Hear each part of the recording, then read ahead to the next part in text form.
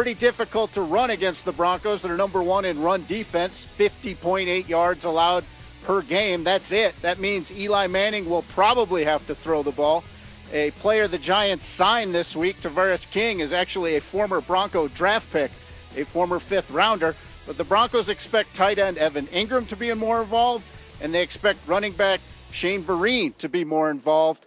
And that's how they've gone about the week. They've looked at the scheme and then tried to figure out where the ball will go in certain situations. Okay, we'll wait to see what happens there. As for the Broncos offense, so that's the deal on the Giants offense. DT does not have a touchdown catch this year. I've noticed it, so I'm guessing he's noticed it too, Jeff. What has he said about tomorrow maybe being the game where he lets loose? Yeah. You know, I think the Broncos really overall want to try to get the ball down the field. They've had one completion, Zubin, this season of over 30 yards, and that was in the opener to tight end Virgil Green. They want Emmanuel Sanders and Demaryius Thomas to do some business down the field, and I would look for them to push the ball down the field when they have the chance, especially since the Giants secondary will be without Dominique Rodgers-Cromartie, who is suspended. No question about it. Think about this for the Broncos. They're coming off the bye. They got the 0-5 Giants and then a 1-win Chargers team. They'll get a little bit more difficult toward the end of the month. They got the Chiefs on Monday Night Football, October 30th, and Jeff Legwold will be covering all of those games. So while the Broncos were taking last Sunday off, the Packers and Aaron Rodgers were not. Thrilling win in Dallas. The question now, can they ride the momentum into Minnesota Sunday afternoon with the banged-up Vikings await? Our Packers reporter Rob Demovsky says, at least for A-Rod, a little help is on the way. Dubin, the Packers think Ty Montgomery can be effective if doctors clear him to return from the multiple broken ribs that he sustained 2 weeks ago. But the way rookie running back Aaron Jones played last week at Dallas, well, they might be better off just letting Montgomery heal for another week or two. The fifth-round pick from UTEP in his first NFL start against the Cowboys rushed for 125 yards and a touchdown. Running backs coach Ben Sermon said he was not surprised because Jones runs instinctively and decisively. Now, if Montgomery does play, he'll have to wear a protective flap jacket around his midsection. He practiced with that on Thursday and he was able to absorb some contact. But Zubin, Montgomery is questionable officially on the injury report, and either way, don't be surprised to see plenty of Aaron Jones on. Us the pulse of the Packers. Coach Edwards is here. On the other side for Minnesota, no Bradford, no Easton, no Cook, no Diggs. But you're saying it's not going to be quite a rollover for the Packers here. It's really not, and Aaron Rodgers knows it very well. Against Zimmer, who's the head coach, and he's coached against Aaron Rodgers, he's 4-4. So this is one of those games when you're the head coach of the Green Bay Packers, you're stressing your team all week. Don't listen to all those guys that are hurt. These are the games what we call a little bit of a trap game. They're missing all some stars, and you say, well, we just walk in there. Not so fast. This is going to be a tough game for these guys. Interesting. Let's keep in mind, it's always a division game, so no matter what the stakes are, they're going to be big, even if the records seem to indicate they might be going in opposite directions. The Falcons, of course, everybody chasing them, the defending NFC champions. They're off the bye. That strange loss to Buffalo. Miami is up next. But it's not how Atlanta is starting. You're much more concerned about how they're finishing. Yes, how they finish games. This came up last year in the Super Bowl. They said, well, they had the game, but they couldn't close it out. There were 4 games prior to that in the middle of the season that they lost. They didn't close out. Same thing showing up this year. I watch them play. They get these early leads, and all of a sudden, you look in the fourth quarter, you go to your refrigerator and get your nice little lemonade, and, and you come back and you go, how did this game get so close? They need to close games out when they have leads in the second half of football games. Now, they're still a good team. They have a chance to win the division. Close the game out when you got a lead. Yes, as evidenced by the Super Bowl. if that one didn't get you, closing out games in the regular season or the postseason. Eagles on Thursday night closed out the Panthers. They are 5-1. Carson Wentz is playing extremely well on third down. Where are the Birds when it comes to the elite in the NFC? They control their own destiny. Right at the top. Why not? They're 5-1. We talk about wins and losses in this league, and we always say it's a race to 10.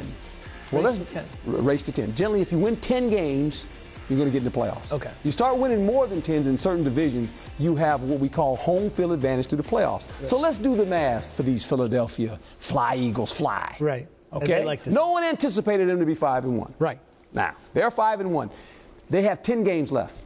If you just play 500 football, you're 10-6. You're a 10-win team. You're 10-6. Yeah. So if we can improve on that, all of a sudden, you're sitting home field for the playoffs all the way through.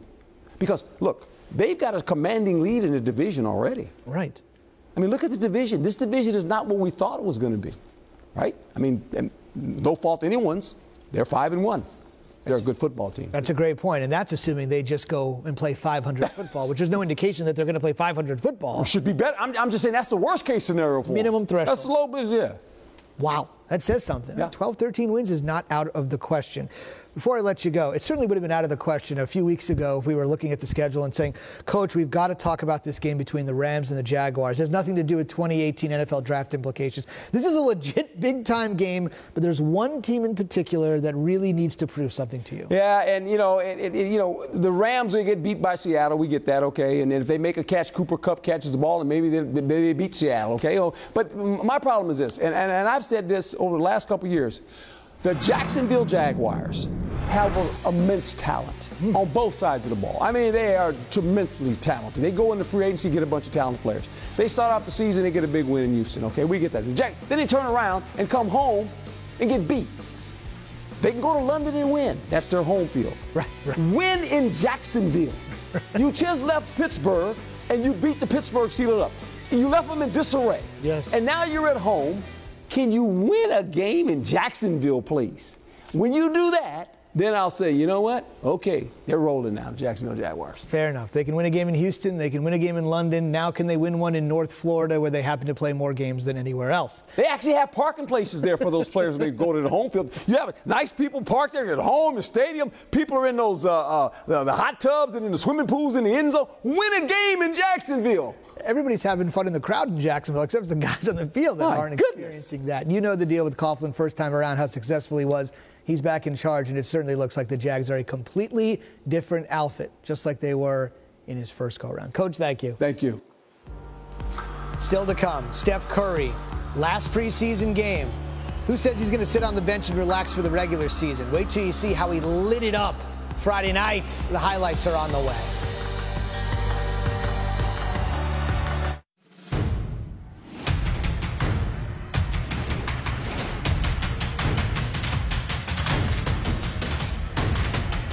Sixers Wizards at 7.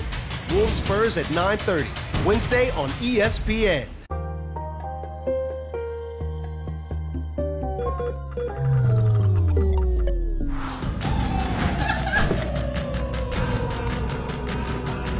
It's here.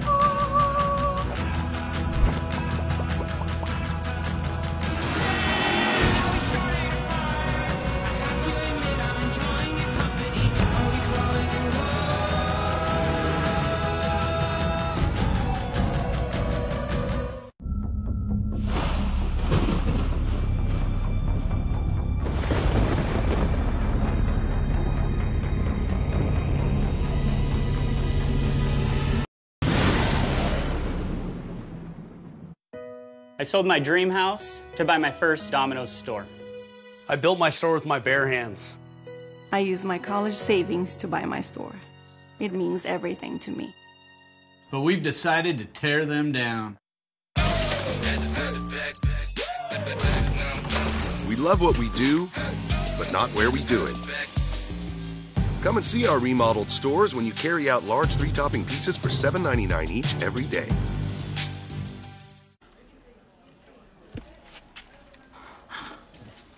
Budget meeting. Sweet.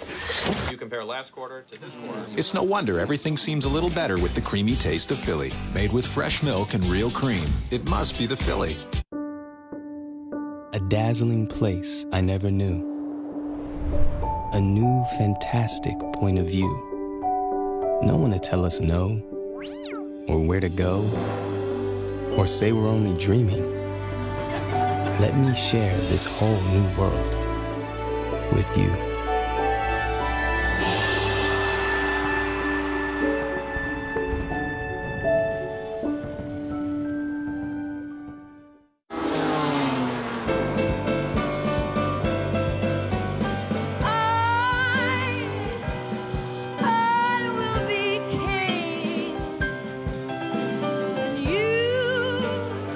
drink, sir?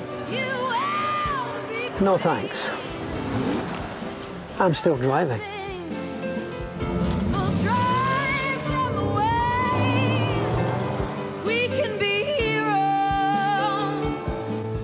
What's the verdict, Dr. DraftKings? Blood work says it's draftitis. Just when your fantasy football draft is finished, you become depressed. All you want to do is keep drafting. What can I do? DraftKings. It's quick and easy to draft a new team every week. Just play this and I'm cured? No.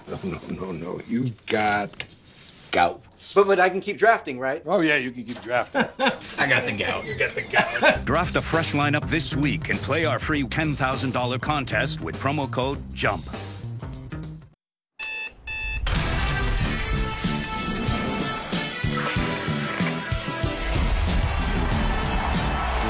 Monday Night Football.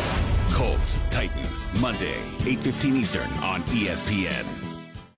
We're back on SportsCenter. The NBA preseason has come to an end. The final games were last night. There's a reason Curry and Dre are smiling. They're taking on the Sacramento Kings in their final preseason game. Curry from downtown, he was great. There's no such thing as just taking it easy for the Warriors. 4 triples. They'll play for real Tuesday on this very floor when they take on the Houston Rockets. Look at that little drop pass from Pachulia to Curry from downtown. Curry hit 6 baskets, like I mentioned, 4 from downtown.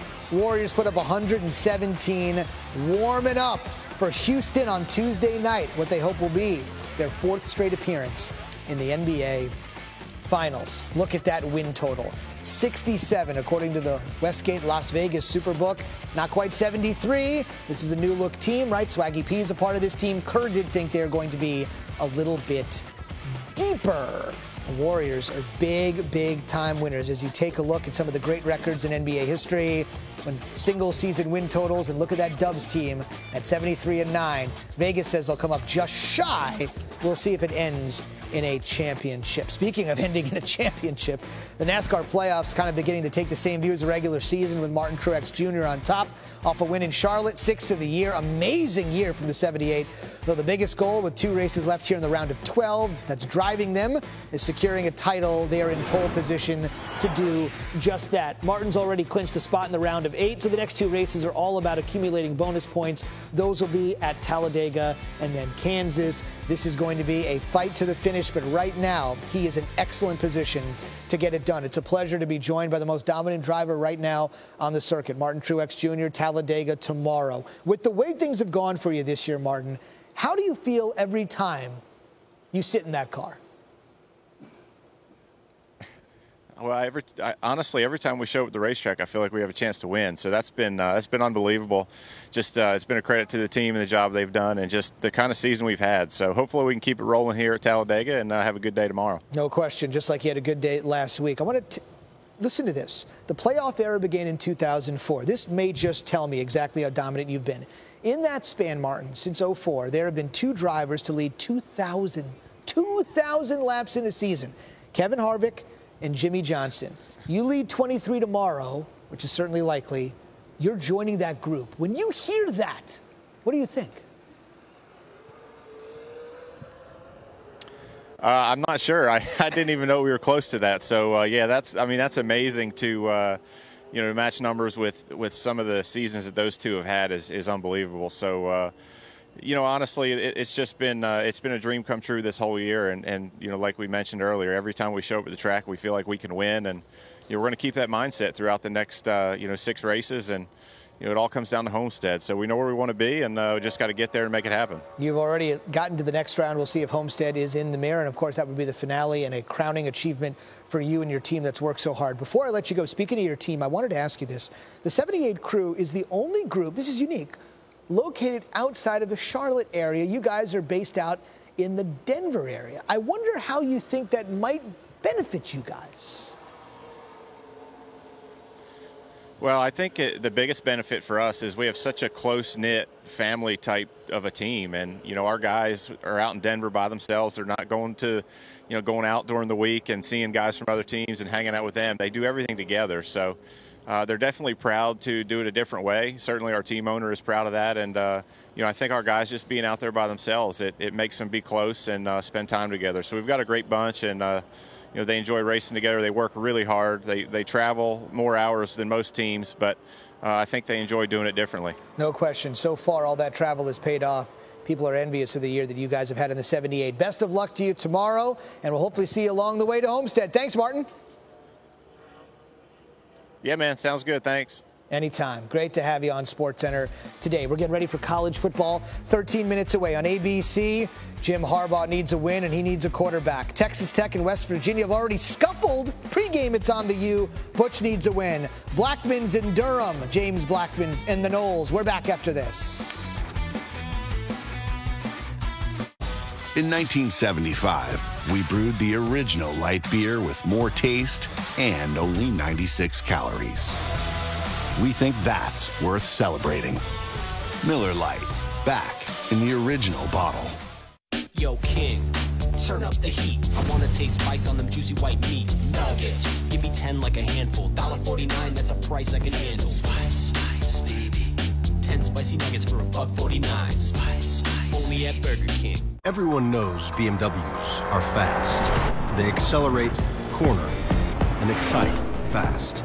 But you probably didn't know they stop fast. Help detect hazards, keep you in your lane, see pedestrians, and avoid collisions. All to help keep you safe fast. Because the speed that matters most is the speed of safety. Test drive the BMW X5 with a 5-star NHTSA safety rating. That's former All-Pro linebacker Clay Matthews Jr., also known as Dad. We Matthews know a thing or two about football. With PlayStation Vue, they can watch live football on up to 5 devices at the same time. Nice. Nice. Nice. Nice! Nice. Great. Stay connected with football all season long, no matter where you are. Watch live football with PlayStation Vue. Start your free trial today. PlayStation. College mascots are confident, but when it comes to mortgages, they're less confident. Fortunately, there's Rocket Mortgage by Quicken Loans. Apply simply, understand fully, mortgage confidently. Rocket Mortgage by Quicken Loans, proud supporter of college athletics.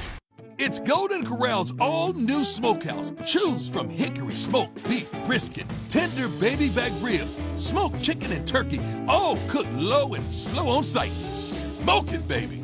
Golden Corral, your choice rules. Isn't this special?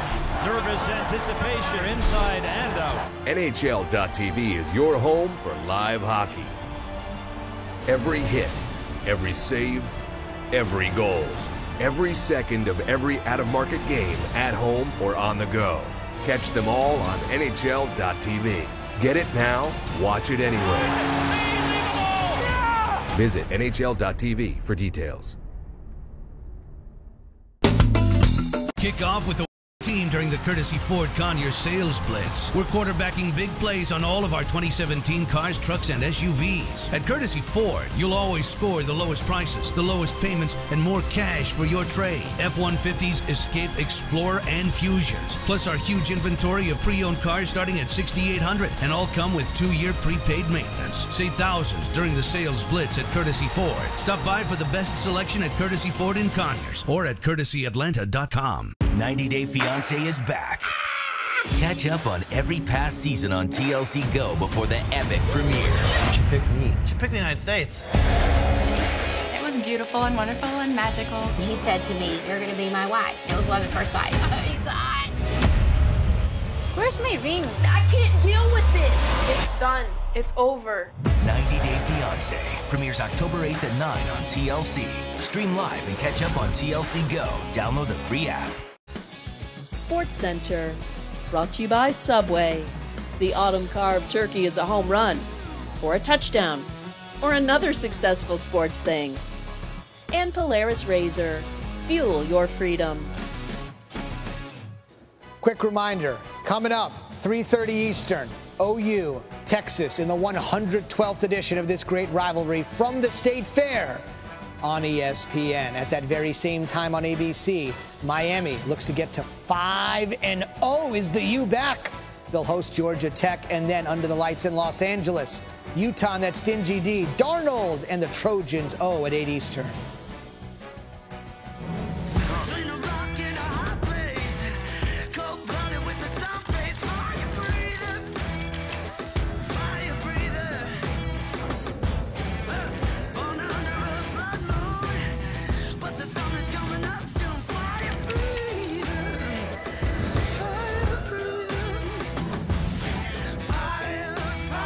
There are all those games in the late 4 o'clock window Eastern time included. You saw there the Steelers and the Chiefs at Arrowhead featuring the NFL's lone undefeated team. And that features our Off the Mark segment because that lone undefeated team will likely take it out on the opposing quarterback, last seen throwing 5 interceptions against the Jaguars. I know. Pretty horrible for Big Ben. And, of course, we're talking about Off the Mark, so let's start with him. Something's wrong with Ben Roethlisberger this year. Let's face it. I mean, watching him, he just doesn't seem like he wants to play football. 7 interceptions, only 1 touchdown pass. And here's the big thing. Big Ben only averages about 13 fantasy football points when he's on the road. He is on the road, as we know, in Arrowhead, taking on the Kansas City Chiefs. Not a fun place to play on the road. So Ben Roethlisberger, you definitely do not want to start him this week in fantasy football. Isaiah Crowell, let's talk about him, running back for the Cleveland Browns, going up against Houston. 0 touchdowns so far this season. Really unbelievable. If you look at what's going on right now with Cleveland, last year they were in so many close games where they were more committed to the run.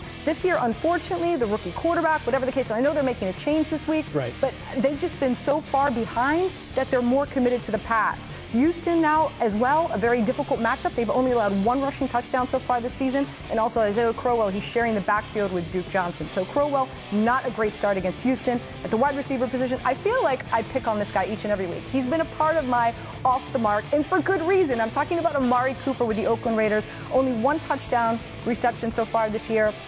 That was week 1 against Tennessee, and that was really the only week that he's put up double digits.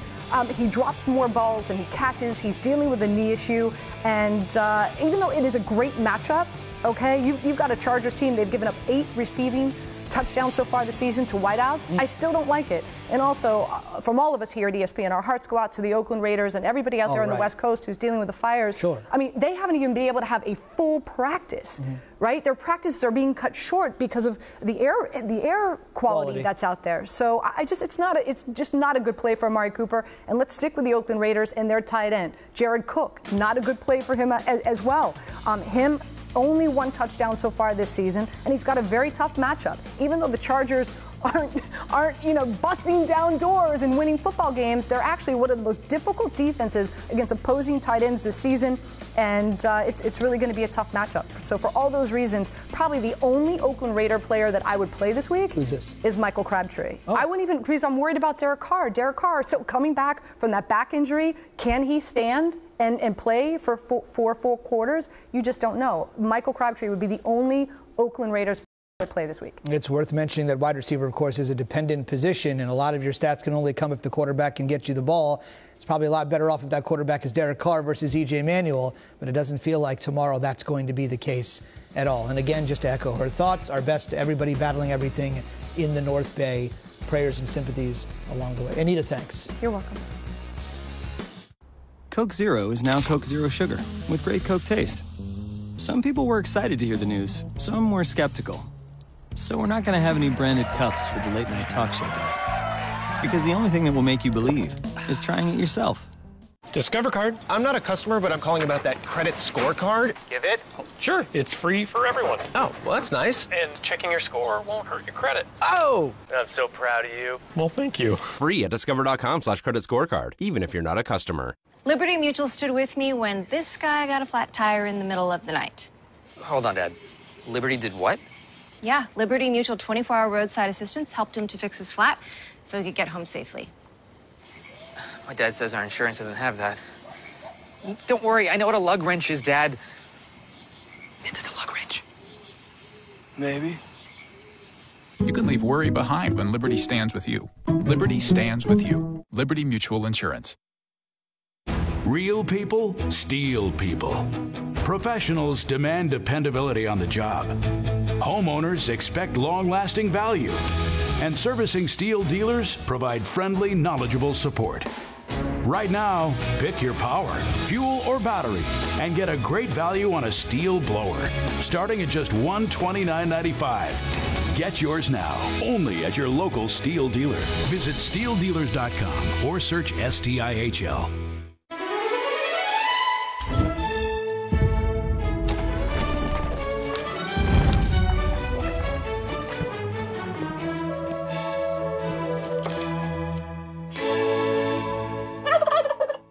Meet the new leader in off-road utility, the completely reinvented Ranger XP 1000. It's got the most power, the largest towing capacity, the highest ground clearance, and the best comfort and storage. This is the hardest working, smoothest riding Ranger ever built. The all-new Polaris Ranger XP 1000. More rugged, more refined, more Ranger. Pack for any occasion with Joseph A. Bank Super Saturday Sale and save up to 70% store-wide. All suits from Signature, $19.05, and Executive just $199. All dress shirts, $39. Plus, take an extra 50% off clearance items. The Super Saturday Sale, only at Joseph A. Bank. This is the original light beer. And 40 years later, we still brew it the same way. Because when you get something right, you don't mess with it. Miller Lite. Hold true. The Falken Wild Peak AT3W all-terrain tire is designed with our proprietary 3D Canyon Sipe technology to resist wear from high torque and provide even more handling stability. For the ultimate off-road grip, get the Falken Wild Peak AT3W.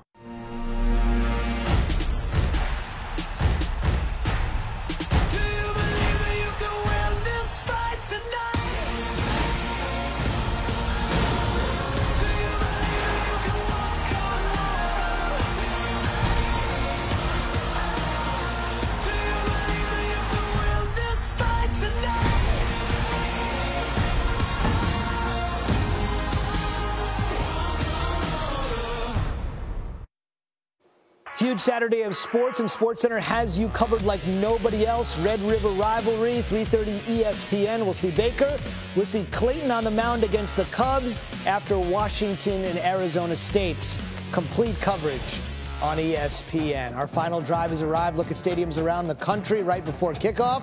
Look at the deal at Indiana. They're ready to go. Huge upset perhaps against Michigan coming. It's on ABC on the way at the top of the hour. Texas Tech and West Virginia, it should be, are going to be playing on ESPNU. They've already had a skirmish pregame. Tempers have calmed down, and we'll see what ends up happening when they are ready to go in Morgantown. Is this the Butch Jones swan song? ESPN, South Carolina, Tennessee. Butch could really use a huge, huge win today. They're ready on Rocky Top, Alabama next week. And they're ready to go in Durham. Florida State and Duke ready to go in the ACC. The Seminoles and the Blue Devils. College football is next here on ESPN2. Here comes. Welcome to Dos Equis Tailgate Week. This is the ACC on ESPN. 70 degrees and cloudy today in Durham, North Carolina. Florida State with 3 losses on the road to face a Duke team they've never been defeated by in their history. Jason Benetti, Kelly Stauffer, Chris Button along with you. And look, we thought 2 losses were going to be a deal breaker in the ACC this year, but Clemson's apple cart was upset last night at the Carrier Dome. So Florida State still has an outside shot in the Atlantic. Same for Duke in the Coastal. But the Seminoles have to get a win here today. And maybe Cal, it's the freshman running back that takes it there. Yeah, we got that sense from Jimbo Fisher yesterday that I think they're going to get Cam Akers maybe going early and often in this one. And that's really the best friend for the true freshman quarterback, James Blackman. The running game has progressed week by week, and I think Jimbo Fisher is more than happy that Akers gets off here this afternoon. Florida State and Duke getting together for Sportsmanship Week at midfield. And to your point about the running game, Cam Akers last week, 20 carries, 121 yards against Miami, nearly got him to the finish line. And it's his improvement maybe in other places than running the ball that have elevated him, right? Yeah, Jason, it's pass protection with young running backs. It's typically the last thing to come along, but he's Akers is getting that part of the game done, and James Blackman is the beneficiary of all of that. Cam Akers is pass protecting better. Jaquiz Patrick is already doing that, and then Blackman played well in the first half of Miami, but he actually looked like he grew up even in the second half of Miami. It'll be interesting to see if those guys can carry it over to this game. His quarterback rating in the first quarter has not been very good in his start so far. His opening one against NC State, they had a chance to win. He got them to the victory against Wake Forest. And then last week, if not for a defensive breakdown late in the game, maybe Florida State's sitting here at 2-2. Yeah, and Jimbo Fisher pointed that out. 2 out of the 3 starts that this young man has played in, he's given his team a chance to win down the stretch. That's more than enough for a true freshman. Triggers the kickoff. We are underway here in Durham. Derwin James on the return, and Florida State will take it with James Blackman, who got the start at quarterback after the injury to DeAndre Francois with the patella tendon injury. Blackman, number 24 pocket passer, not the most highly rated recruit in the ESPN 300, but pretty low down there. So then Francois ends up going down. Blackman takes over against NC State. He gets that first start. NC State gets the win. That's a very tough defense. And he's already seen Miami, as we documented, threw very well in the fourth quarter, but not enough for the victory. So it's an option play, and Blackman diving to the 24-yard line. He gets 7. Saxton with the tackle, but Blackman can run, and that's something Jimbo Fisher stressed to us. And it's a timely run typically, and when you come out and run something the first play of the game, a lot of times it's a tendency breaker, and Blackman keeping the ball early in a game is exactly that for Jimbo Fisher to start this one against Duke. Now he's flanked by both Patrick and the freshman Cam Akers, and we may see some of that. Florida State does a lot of two-back stuff. Akers this time puts his head down, and this will be 3rd down and short for Florida State against a Duke team that's 3rd in the country in 3rd down defense. 3rd down defense is really Duke's sweet spot defensively, and Duke is going to have to prove they can hold up in that 2 running back presentation that is quintessential Jimbo Fisher at Florida State.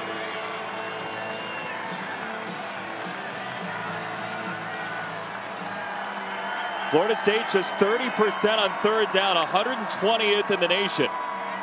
Patrick driven back, second effort gets him across the line to gain. Saxton yanked him down, but Duke had penetration. Yeah, and Duke has to tackle well today, and that's going to be the thing that I keep my eye on early in this game, because remember, there are talented, long, lean athletes for Florida State. You have to tackle well defensively. It isn't just the first contact. You have to get him to the ground, and Duke didn't do it on that play. By the way, there's just a cavalcade of athletes. Now they bring in Amir Rasul, who was a top 100 recruit. He's the tailback, as this one goes out to Nooney Murray, who Jimbo Fisher wants some more from. He gets the 35. Yeah, Jimbo wants Nooney to be consistent. He was a guy that played well a year ago, and the young quarterback in Blackman needs one of those guys to step up in that receiving core. They're very banged up. Keith Gavin, as you noted, is out, and Nooney Murray needs to be more productive. Maybe with the start time being at 12 with his name, he gets a bonus. Blackman on the roll to the sideline for a first down to Auden Tate, who certainly has been his favorite target. Yeah, and Tate is banged up as well, but he has, I think, the best chemistry with the freshman quarterback in James Blackman. But what we just saw right there is Jimbo Fisher making it as easy as he can for his quarterback. Play action, roll him out, cut the field in half, have essentially a one-man route. Either Tate wins or Blackman simply throws the ball away. Yeah, he's just 18 years old, Blackman, out of Belglade, Florida. This goes to Rasul with the head of steam into Duke territory. And to the 46-yard line, Joe Giles Harris, the leading tackler, with the stop for Duke. And JB, early in this one with the freshman quarterback, Jimbo Fisher it's not his first rodeo, obviously. He's dealt with a lot of quarterbacks, all different ages and experience level, but the theme in the 3 passes that he's thrown, they're all well defined. The quick slant, the rollout, and then that was just a swing screen. All of that is quick decision making for a true freshman. 3 for 3, 25 yards for Blackman, and here is Akers showing the lightning quickness he has. It's a first down at the 37-yard line. And that is what Akers has been doing better. He's been staying at the point of attack. Typically with his skill set, he likes to bounce it. In high school, you could bounce it and run to the end zone about every play based on Cam Akers' ability. But in college football, you have to remain at the point of attack and be much more patient than you did at the previous level. 13,000 yards for him in high school. Now Blackman turns it upfield to the 30. He gets 7. And Edgar Serenord was closest, but James Blackman is showing even a different intention to run early in this game. When we talked with Jimbo Fisher yesterday, it was amazing to me how relaxed he is. I'm talking the head coach, Fisher. 1-3, playing a true freshman quarterback. You lost your starter, DeAndre Francois, in game 1, but the reason he's relaxed is I think he really, really believes James Blackman not only is going to be a great player, but has grown leaps and bounds in his first 3 starts before this one. Akers off the left side gets tripped up and he'll be close. But Jimbo Fisher loves James Blackman. He says, look, he is eminently coachable. He comes to the sideline. He knows what's going on. He can correct mentally the mistakes that are happening. And that is a very good sign for Jimbo Fisher in his first decade as the head coach at Florida State. Yeah, Jimbo Fisher is the head coach. He's really the quarterback guru on that team, and he's the play caller. So you have to be intimately involved with your quarterbacks, and he really likes what he sees out of James Blackman early in his career. Patrick, after the Akers run, into the red zone for Florida State. And this Duke defense, which is 7th in the country in rushing yards allowed, is struggling early on, nearly 40 yards on the ground for Florida State. And that was the biggest question that Duke had to answer, in my mind, defensively, is can you hold up against the 2 running back run scheme that Florida State is known for? And right now, Florida State is having their way.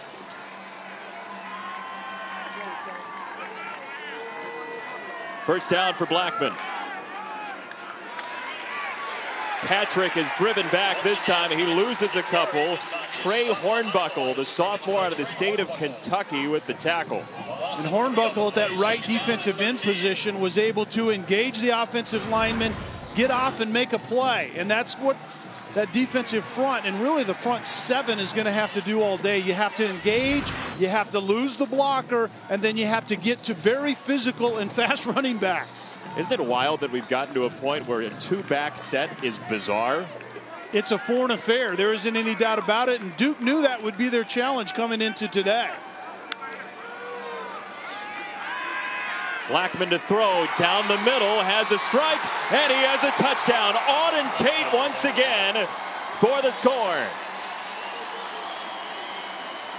A 3-by-1 set, and Auden Tate was the lone receiver to the left side at 6'5", 225. 2 safeties were there, and neither safety was able to bring Tate down. Just a slant on the backside, and it's a very clear picture for the freshman quarterback in Blackman. The 3-by-1 set isolates a receiver. He's open, deliver the ball on time, and Blackman did all of those things on that play. Auden Tate, who is still dealing with some pain from that shoulder injury during the week this week, but is such a key target, picks up his 5th touchdown of the year. And Tate and the Seminoles have a strong start after a tough loss at Miami last week.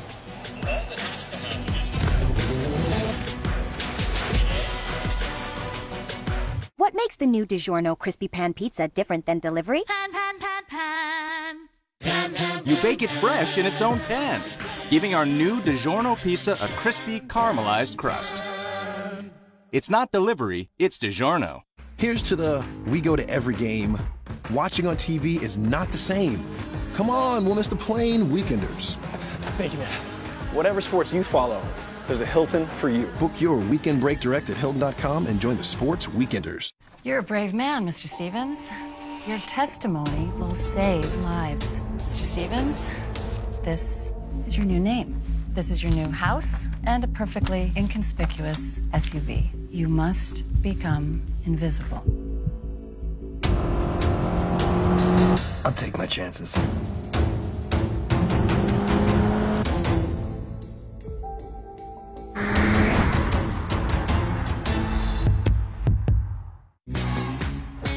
We took marinated all-white meat chicken and married it with our cheesy quesadilla to create the perfect union. Introducing Taco Bell's new crispy chicken quesadilla. Get it with all your favorites like a crunchy taco, Doritos Locos taco, and an ice-cold medium drink for just $5. Together at last, but only for a limited time. The new $5 crispy chicken quesadilla box, only at Taco Bell. T-Mobile's Unlimited now includes Netflix on Us. That's right, Netflix on Us. Get 4 unlimited lines for just $40 each. Taxes and fees included. And now, Netflix included. Parsley. Cilantro. Spinach.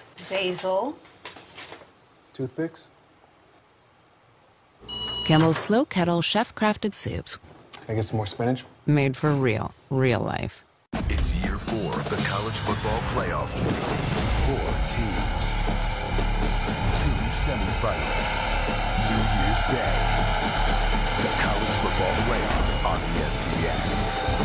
Who's in? You're watching Dos Equis Tailgate Week, and it's 7-0 Florida State with the lead on the touchdown from Auden Tate, who had 2 catches on the drive, including the score. This is a touchback, and Duke will have it as we check in with Chris Button. Well, Jason, you talked about Auden Tate dealing with that injury. I asked him about last week against Miami. He said his pain on a scale of 1 to 10 was a 9. This week, it's down to about, just a 5 or 6. They've had to limit him in practice a bit. He gets Wednesdays off. But how about this? He's not even on the injury report. Well, he didn't look at all hurt here on the touchdown, right, Cal? Well, that's easy for us to say after he's getting a needle put in his AC joint before the game, be able to go out there. But, yeah, he looked good on that one. This is Sean Wilson on the carry. How about Chris doing the 1 to 10 pain thing? I know. He's turned into a medical professional. Daniel Jones, redshirt sophomore, who was going to go Ivy League, had originally committed to Princeton, decided to gray shirt, essentially deferring his scholarship a semester at Duke, and he's become the starting quarterback. A very quiet kid, very private kid, as David Cutcliffe said to us this week, as that's a drop for Wilson. It's a short pass to gain confidence for him, but that's not the result you want. Yeah, but that is the timing that we've been seeing in this pass game, and that's what they have to get going. The pass game has been non-existent, and compared to Daniel Jones a year ago, who completed 63% in his redshirt freshman year, he just simply hasn't seemed comfortable most of the time this season.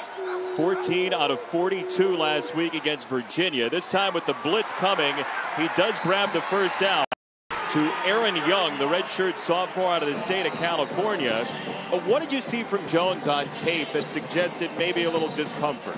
Well, what you can do with quarterbacks is you start at their feet, and their discomfort will show in their feet first. And he had a little bit of a hiccup in his feet. He has an extra little slide step at times, which means he's not comfortable with either protection and or the timing downfield in his receiving group.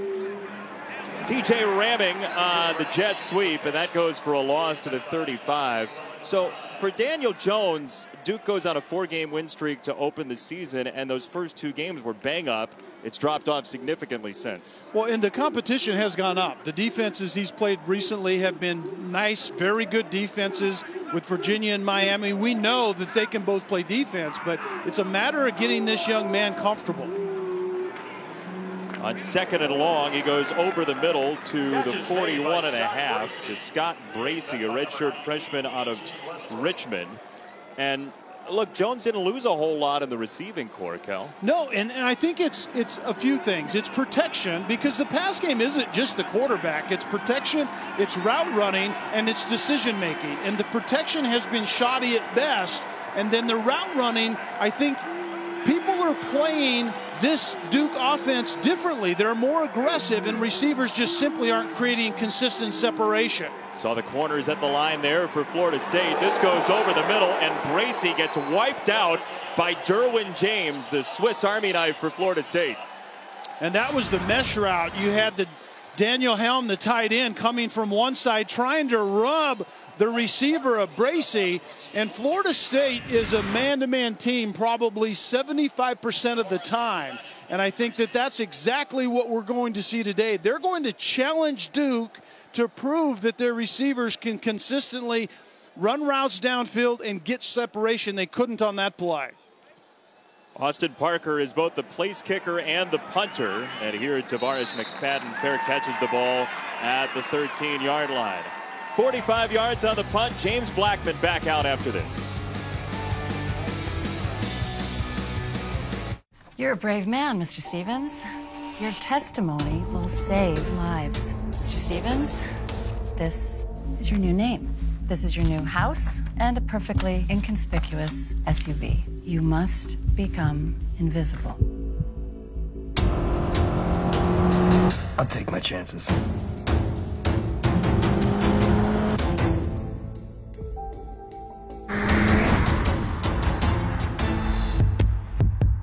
Chicken this good deserves a fancier kind of cheese. So we got whole milk, fresh mozzarella from the most luxurious place on earth, Wisconsin. Arby's, we have the meat. How was your day? The usual. Don't miss the #1 movie in the world. Blade Runner 2049 is breathtaking. It's utterly perfect. This is why we go to the movies. I need a drink. Blade Runner 2049, rated R. It all comes down to this. The Energizer Bunny gets the snap. He's still going! Nothing outlasts Energizer Ultimate Lithium.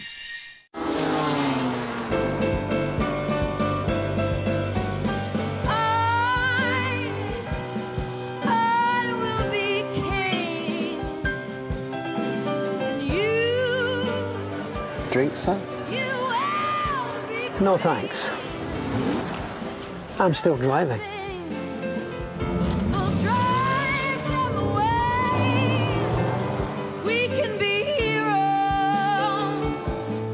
Fresh mozzarella and pepperoni don't just belong on pizza. They also belong on a sandwich, which is basically pizza, plus a huge piece of chicken. Arby's, we have the meat. ESPN College Football, brought to you by Dos Equis. Stay thirsty, enjoy responsibly, and Audi. You're watching Dos Equis Tailgate Week, and a little football going on in the parking lot. Some food for you as well here at Wallace Wade Stadium, renovated just a couple of years ago. And Kelly was actually out there until about 5 minutes before kickoff with the turkey legs. Ed Svita was there grilling. I wish I had a turkey leg right now. Svita was eating everything in sight. Our wonderful stat guy, always on time.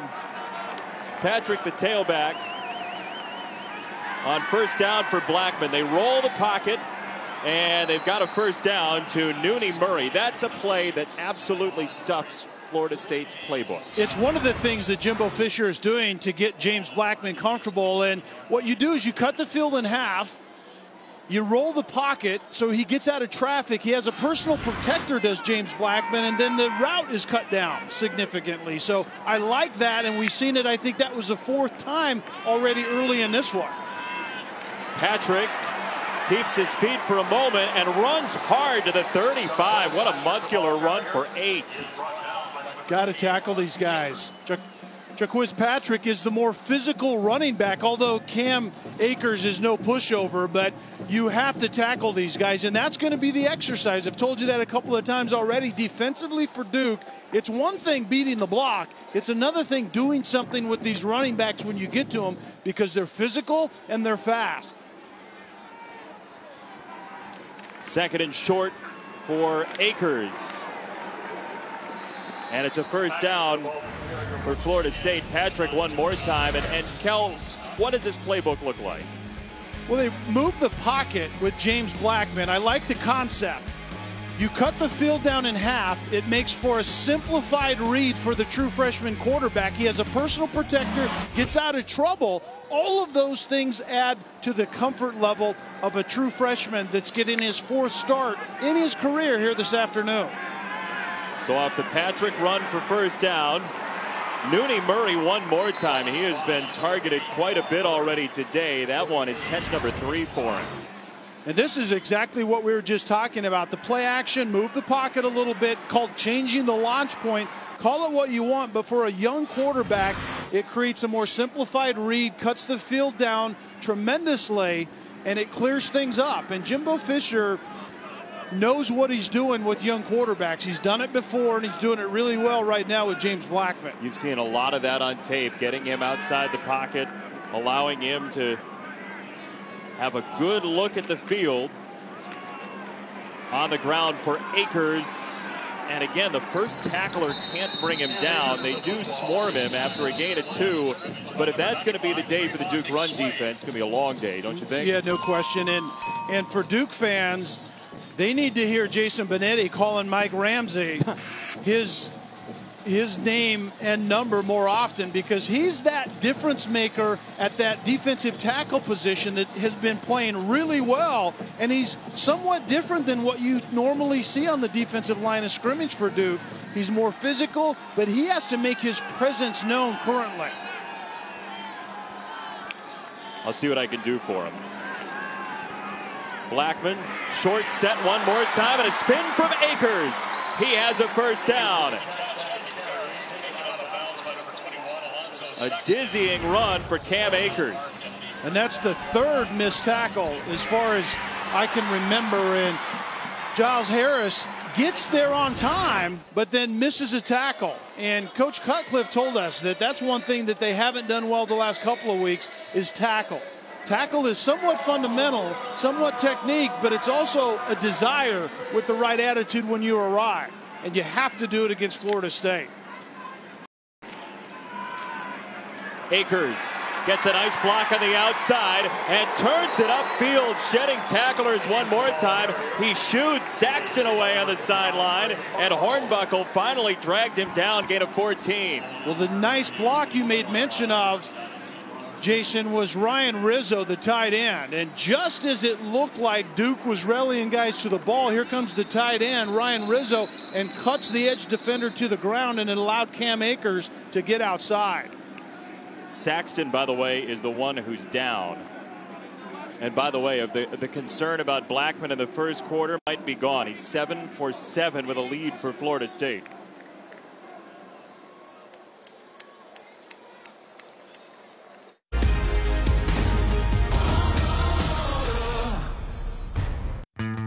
Wendy's new chicken tenders are perfectly crispy and tender. And with a new side of Sawsome sauce, they're even better. So now the question is, to dip or not to dip?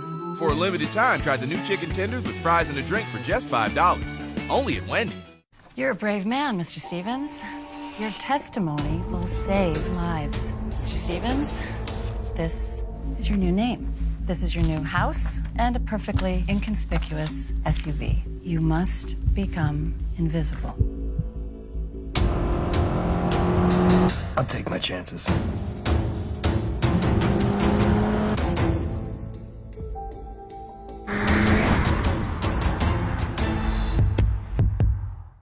Not every rivalry is a fair fight. Like Wendy's beef with the other guys. While they thaw out, Wendy's goes all out, serving fresh beef for nearly 50 years. Which is why true hamburger fans side with the official hamburger of the NCAA.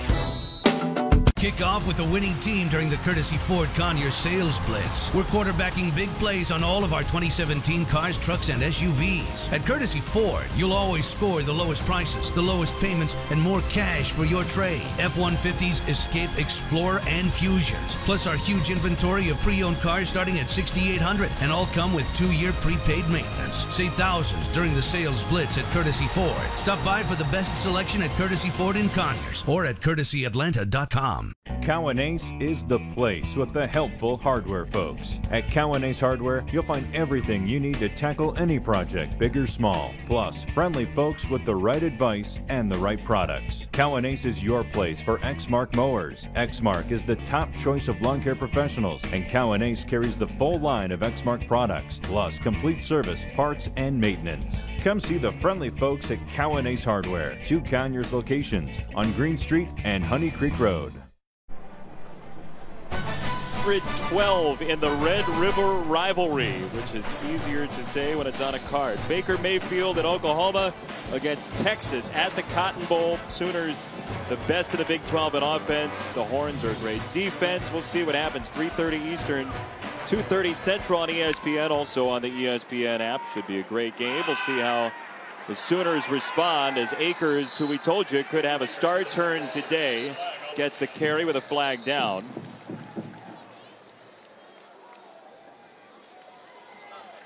Number 76, 10-yard penalty. First down. That's the right tackle, Leonard, and a shape-shifting offensive line in front of James Blackman, who's been outstanding in the first quarter, Cal. Yeah, he has looked very comfortable, and we talked about this. Jimbo Fisher is 1-3. He's playing a true freshman quarterback, and he was really laid back last night when we talked to him. I think this is the reason why.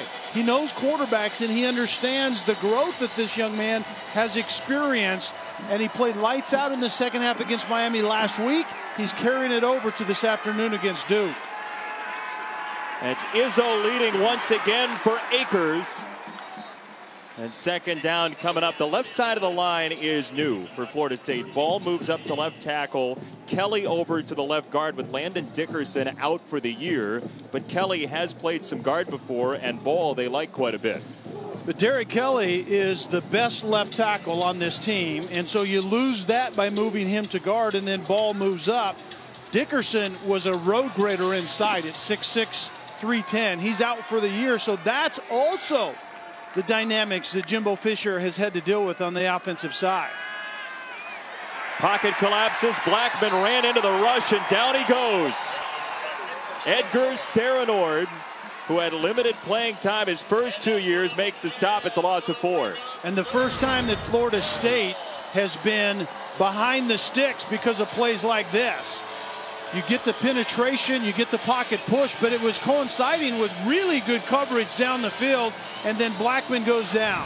Right now at 3rd and long, 3rd and 15, Duke has to take advantage of down in distances like this and get off the field. And that will have to wait. Good tease, Cal. End of the first quarter, timeout. That'll have to wait for the second quarter. 7-0 Florida State leading Duke after 1 in Durham.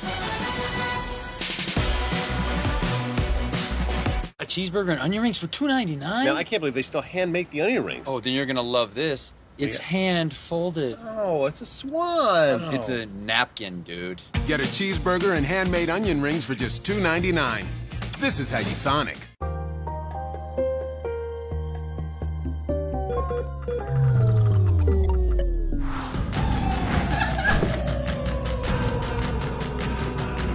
It's here, it's here, it's here.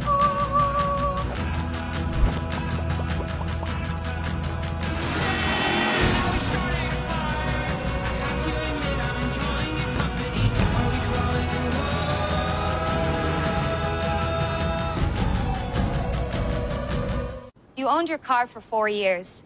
You named it Brad. You loved Brad, and then totaled him. You two had been through everything together. 2 boyfriends, 3 jobs. You're like, nothing can replace Brad. Then Liberty Mutual calls, and you break into your happy dance. If you sign up for Better Car Replacement, we'll pay for a car that's a model year newer with 15,000 fewer miles than your old one. Liberty stands with you. Liberty Mutual Insurance. the #1 rated Ego Power Plus blower, blasting 530 cubic feet of air per minute. Powered by the industry's most advanced lithium-ion battery technology.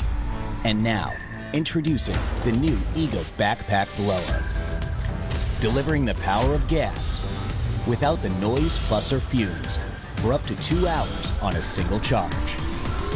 Exclusively at the Home Depot and Ego authorized dealers.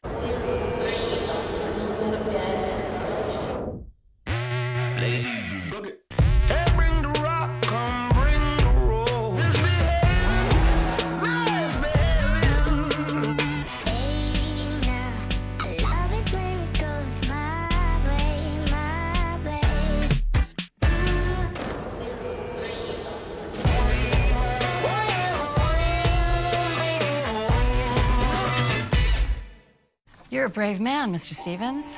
Your testimony will save lives. Mr. Stevens, this is your new name. This is your new house and a perfectly inconspicuous SUV. You must become invisible.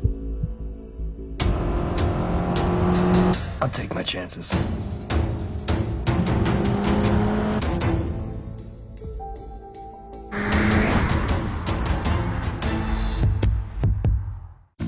Endless Shrimp is here with flavors you'll love, like new savory grilled Mediterranean shrimp, topped with a blend of green onions, tomatoes, and herbs. And your favorites, like garlic shrimp scampi. Now's the only time to try as much as you want, however you want them. So hurry in today.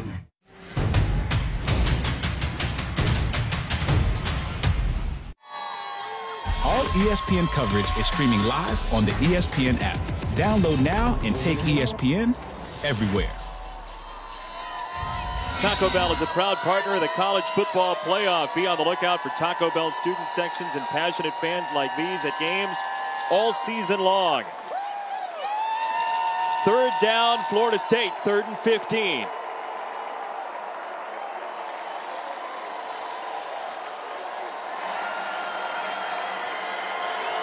The freshman, Blackman, perfect today. Blitz shown. And a whistle. Prior to the snap, delayed game, offense, number 1, 5-yard penalty, 3rd down. Out of the change in quarters, a delay of game. Yeah, that's a characteristic of having a true freshman quarterback that was in high school about 6.5 months ago and doesn't turn 19 till what, November? November. Graduated in May, turns 19 in November.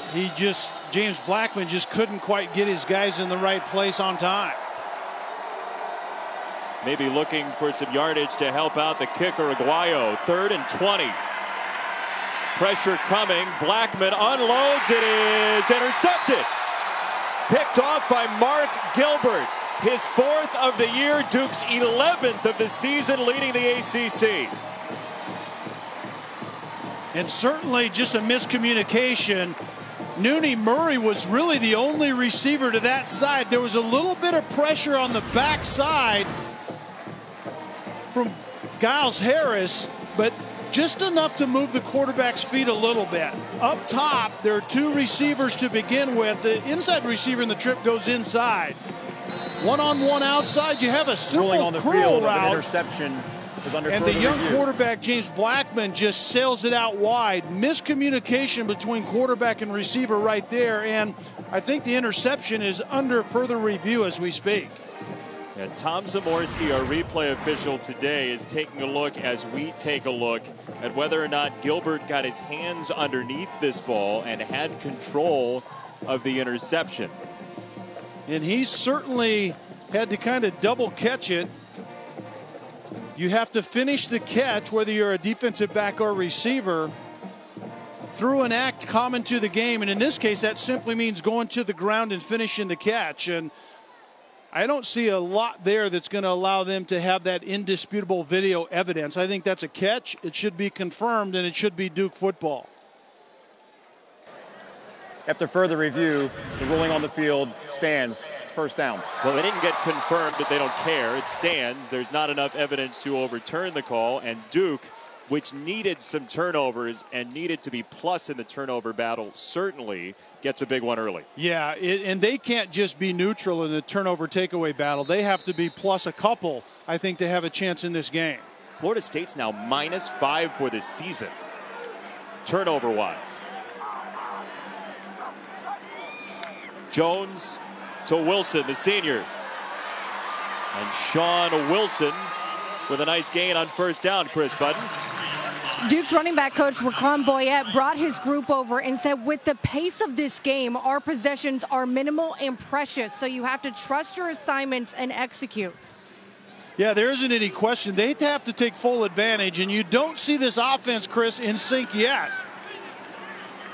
Wilson picks the second door. First down, Duke, as we check in with Chris Cotter. All right, y'all, time for an AT&T field pass. The scoreboard is already smoking in Morgantown. Here's Nick Shimanek is going to find Dylan Cantrell, gets that foot in. 14-7 right now. Texas Tech on top over on ESPNU. I have a feeling 14's not going to do it in that game in the Big 12, by the way, as Duke on Wilson here. Sean Wilson, the senior out of Charlotte, has been the bell cow for Duke. And getting back to what Chris said, I think that it's not, when you play Florida State defensively, it's not unlike playing Georgia Tech's offense. Your offense is going to have limited touches, and you have to take full advantage of it. And for Duke, that means to play fast, but you also have to play efficiently. TJ ramming on the outside with the screen, and ramming just short of the line to gain on Duke's second possession. They only had it for just over 2 minutes in the first quarter, so I guess that's economical. It's economical, but that is also a sign of not really being in sync or being allowed to get in rhythm when you only have a handful of plays. But this drive, they're looking more like themselves. They're third and short, have an opportunity to convert right here to extend this. And I think this drive is an early, important drive in this one. Third down and 1. And Wilson at 5'9" uses his speed to get outside and to the boundary just short of midfield. It's a first down and a gain of 15.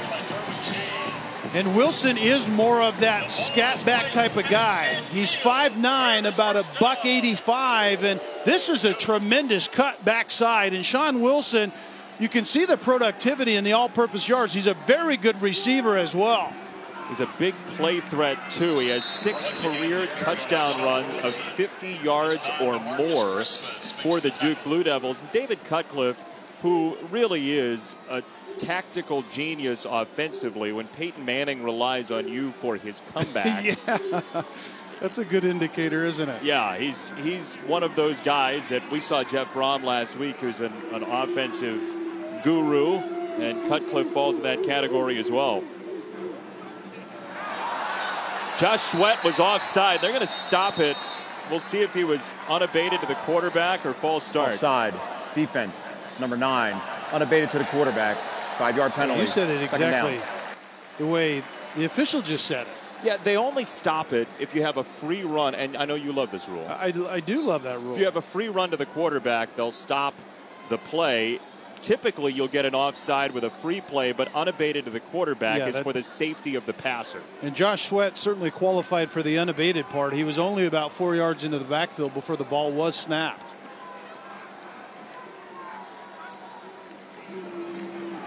Wilson on the run has a first down to the 35-yard line. So David Cutcliffe and Duke trying to do something that they've never done, and that's beat Florida State, a team that is highly athletic. But again, talking to David Cutcliffe, he feels like his offense is close, and he knows that Daniel Jones is the guy. He's just trying to tease it out of him.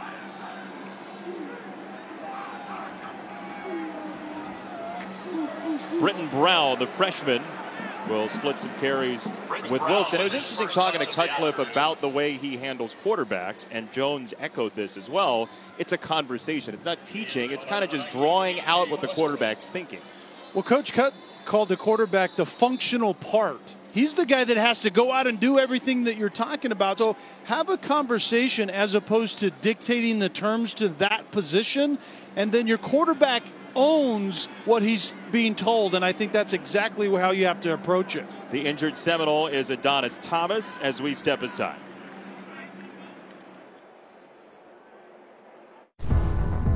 We have a vision for the future. A world without accidents. To get there, we're advancing safety technology, designed not only to automatically brake, but also actively steer. This is the most sophisticated Lexus safety system ever. And a preview of what's to come. Experience driver-first innovation. Experience amazing. They answer every call and go wherever they're needed. They're the definition of bravery and selflessness. They are heroes. To the thousands of first responders across the nation who work tirelessly to protect and save lives, Zaxby's says thank you. You proudly serve our communities, and we're proud to serve you. In honor of our first responders' hurricane relief efforts, donate with us to the American Red Cross at zaxbys.com/hurricane relief.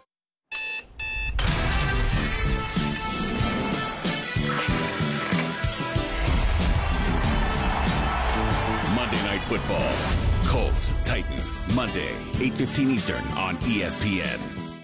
Kick off with the winning team during the Courtesy Ford Conyers Sales Blitz. We're quarterbacking big plays on all of our 2017 cars, trucks, and SUVs. At Courtesy Ford, you'll always score the lowest prices, the lowest payments, and more cash for your trade. F-150s, Escape, Explorer, and Fusions. Plus our huge inventory of pre-owned cars starting at $6,800, and all come with 2-year prepaid maintenance. Save thousands during the Sales Blitz at Courtesy Ford. Stop by for the best selection at Courtesy Ford in Conyers or at courtesyatlanta.com. Cowan Ace is the place with the helpful hardware folks. At Cowan Ace Hardware, you'll find everything you need to tackle any project, big or small. Plus, friendly folks with the right advice and the right products. Cowan Ace is your place for Exmark mowers. Exmark is the top choice of lawn care professionals, and Cowan Ace carries the full line of Exmark products, plus complete service, parts, and maintenance. Come see the friendly folks at Cowan Ace Hardware, 2 Conyers locations on Green Street and Honey Creek Road. Look, you're at the game. You can't live without the ESPN app. Just like that person right there. Stream every ESPN and ABC college football game live at home or on the go. Download the ESPN app to start streaming right now. 2nd down and 8 for Daniel Jones and Duke, and he has it batted into next Tuesday. 3rd down coming up, and that speaks to what David Cutcliffe said to us yesterday. He's got to see what from the quarterback's vantage point? Yeah, I think that people that understand the position want to see what the quarterback has seen, and there's only one guy in position to see that, and that's the guy out playing the game. And so that's where the conversation comes in. You want to have the quarterback relaying that information accurately to you. There's a run-pass option with the swing pass as the choice to the 29-yard line. That's something you saw on film as 4th down comes up. And do you take points here, or do you go a long field goal? And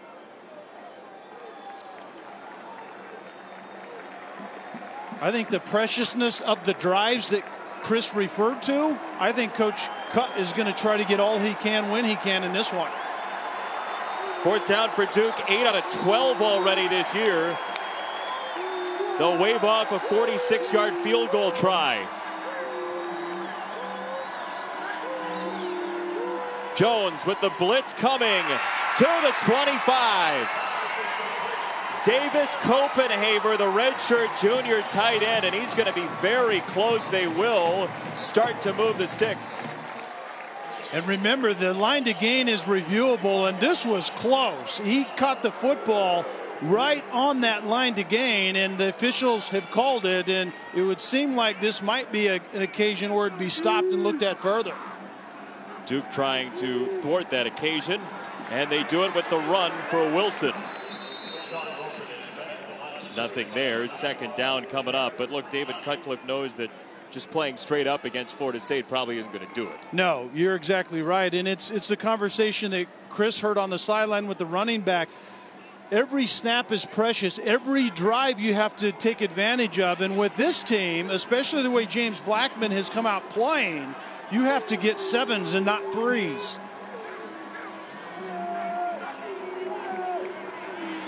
Jones unloads, and it's dropped. Aaron Young had some space as he turned, and it's third down. And just a simple stick route. Aaron Young hooks up inside, just inside the hash, and there's a receiver. It was Daniel Helm in this case, the tight end, going outside. You see if that hook route inside by Young gets uncovered, you stick it on, and Daniel Jones did all of that. Young was running with it before he caught it. Third down for Duke. Jones with the swing out for Wilson.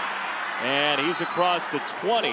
Now is it field goal time for a Duke team that struggled in special teams? Yeah, I think you're right. I think this is a little different. It's third and a skosh longer, plus the field goal is easier at this point, shorter than it was before that quick or that conversion on the fourth down. Chris Button, what are you seeing downstairs? Well, they thought about making a kicking change before today's game, but Coach Cutcliffe thought this was just not the time to do it. They'd wait another week.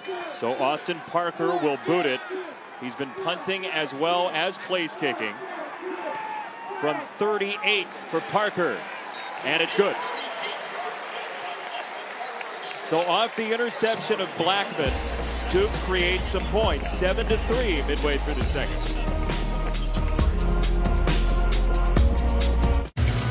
Some things are simply impossible to ignore. The strikingly designed Lexus NX Turbo and Hybrid. Lease the 2017 NX Turbo for $299 a month for 36 months. Experience amazing at your Lexus dealer. The amazing new iPhone 8 is at AT&T, and we know you'll love it. Because we know you want more. More great camera features and more power. And more than just unlimited data, we give you unlimited plans with HBO included for life. Because you deserve more entertainment and more spokespeople. Talking like this, saying the word more. AT&T. It's time for more. Am I too close? I feel like I'm too close. Get the iPhone 8, and with all AT&T Unlimited plans, get HBO for life, only from AT&T. Some call it hard work, determination, or grit. I call it blimp-worthy. I know when I hand them the keys to their first car, it's going to be scary. But I also know that we're going to have USAA insurance for both my boys. Something that they're not even going to have to think of. It's just going to be in the family. We're the Tennies, and we're USAA members for life. If your work pants don't work, get Fire Hose Work Pants. The toughest stuff on two legs. Only at Duluth stores and DuluthTrading.com. When food is good and clean and real, it's okay to crave. And with Panera Catering, there's more to go around. Panera, food as it should be.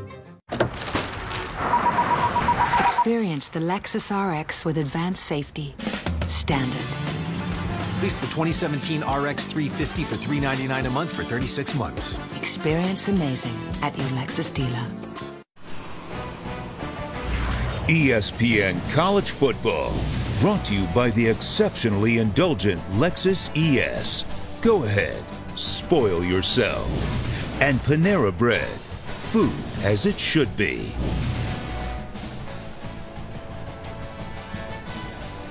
Duke Chapel, as you're watching Dos Equis Tailgate Week.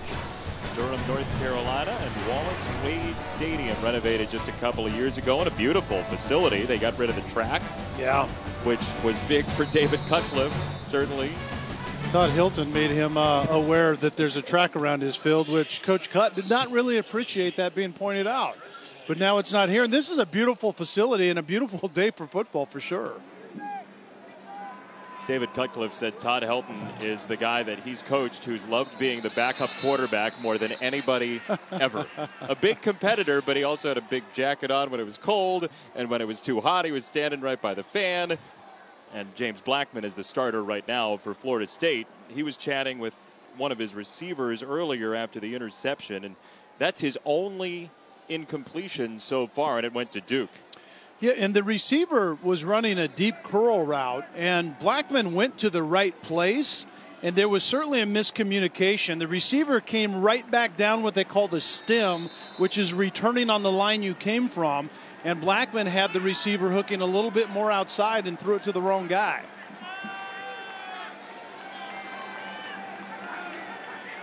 Humphrey showing run blitz, and Patrick runs it to the right side with a flag coming flying in.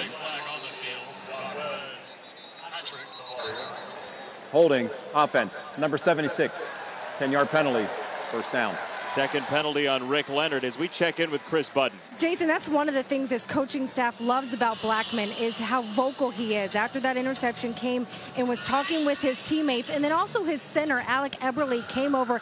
They had a very long discussion. When I talked to some of his teammates this week, they said he's extremely vocal, even when he wasn't starting. So, Kelly, my question for you is how rare is that for a guy who's still 18 years old? Yeah, that's pretty rare. And that position inherently has to show leadership, but you also have the art of the hug slap. When your receiver screws it up, you hug him and then slap him at the same time.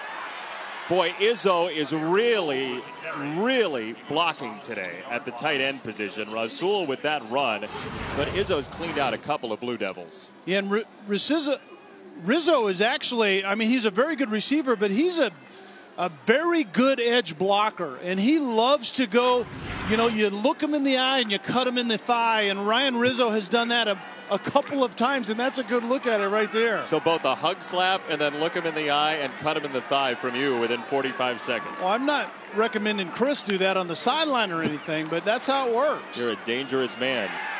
Amir Rasul on the run, and he invites some tacklers. So look, you got Patrick, who was the number 3 running back out of high school.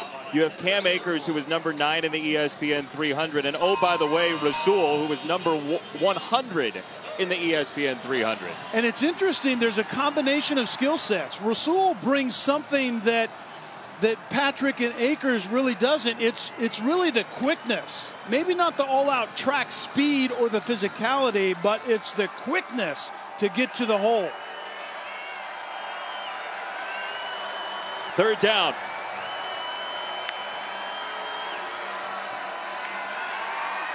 Blackman throws it out, and that's not going to get there. Gilbert, the tackle on Patrick, and Duke, very good on third down defense, does it that time. And I think what we've seen on the last 2 drives by Florida State is Duke adjusting on the defensive side to the speed and athleticism that they're seeing from Florida State. And you always have to with the top teams in the country, the Ohio States and the Clemsons, the Miamis, Florida State. There's a different level of athlete out there. When you adjust to that, it's about scheme and it's about football. And did well the last 2 drives. Short passing from both teams today as Tyler boots it away. And that's a good kick inside the 20-yard line, beyond ramming. 100 wins at Duke for David Cutcliffe, trying to build on that as he's done constructing this program.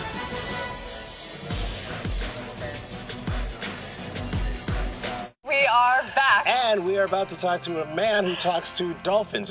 What the? Next up. What the? What the? Shell made entirely of fried egg. The new Naked Egg Taco, only at Taco Bell. Dynamic performance, so you can own the road. Aggressive styling, so you can break away from everyone else. The bold Lexus IS. Experience amazing.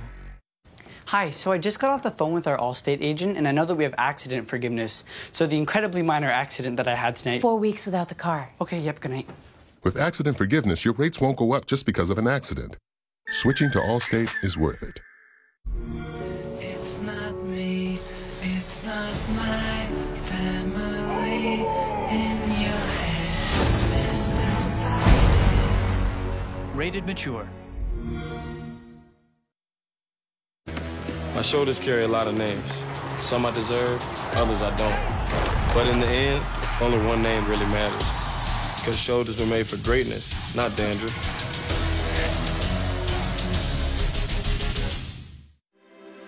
Breakfast has come out of its shell. Crisp bacon, seasoned potatoes, and cheddar cheese, all wrapped in a fried egg. The new Naked Egg Taco, only at Taco Bell. It's not just a car, it's your daily retreat. Go ahead, spoil yourself. The ES and ES Hybrid. Experience amazing.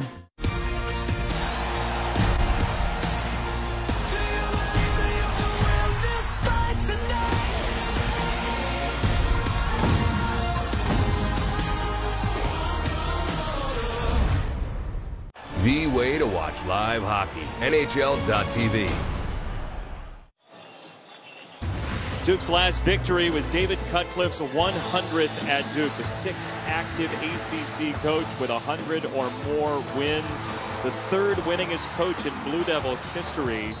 And, I mean, you look, and 41 wins the last 5 seasons, 37 in the 17 years prior. He has been the builder of this program, rebuilder, you could say, as Brown runs through the defense across the 30-yard line. But for David Cutcliffe, you look at 100 victories, and Duke had 9 win seasons only 4 times prior to his arrival here at Duke as Brown gets to the 41-yard line.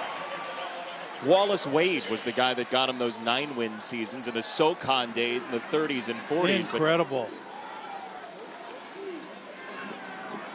Two-time ACC Coach of the Year, David Cutcliffe.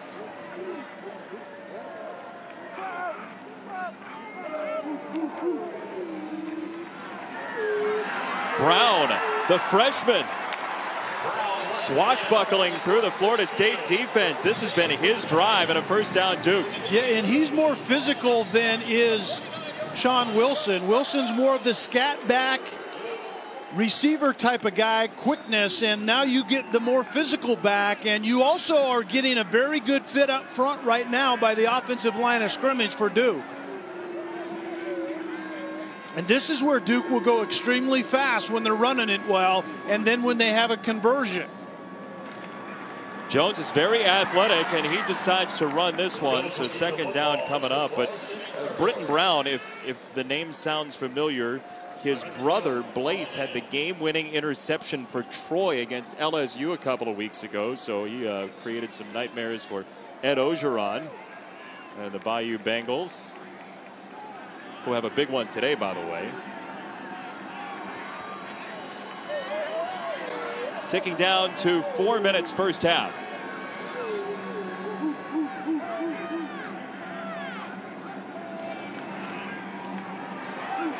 Jones pitches it out for Wilson, who doesn't hang on. So third down is each team's played keep away essentially in its own quarter in the first half. You know, I think what that speaks to is some pretty decent adjustments on the defensive side, and I think we talked about it out of Duke, and we're seeing it a little bit out of Florida State. Florida State is going to make you miss a lot because they play a lot of man-to-man. They're very aggressive, and sometimes there aren't openings, and that last pass into the turf was a good example of that.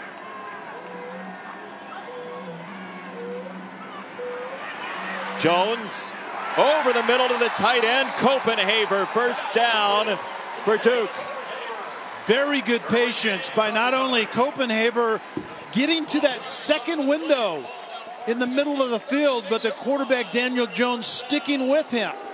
Very good protection, allowed Jones to spend that time finding Copenhaver over the middle of the football. Wilson to throw. And it's batted and intercepted. He wanted Helm on the halfback pass, and Emmett Rice plucked it from the sky. You saw him do it in practice yesterday, Kel. Sean Wilson, yes, he ran the running back pass, and it was there, but it was there earlier and further down the field than this. And that's the timing that you have a hard time instilling in a running back throwing the football as opposed to of a quarterback. And the question is, Emmett Rice actually secured that football and got down in bounds.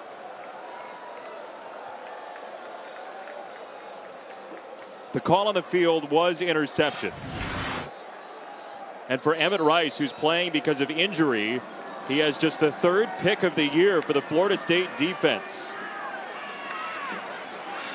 Cam Akers on first down. Jockeys to the outside, gets a block from Murray, and is just short of the 40-yard line. 23 for Akers, who we thought might have a big day today.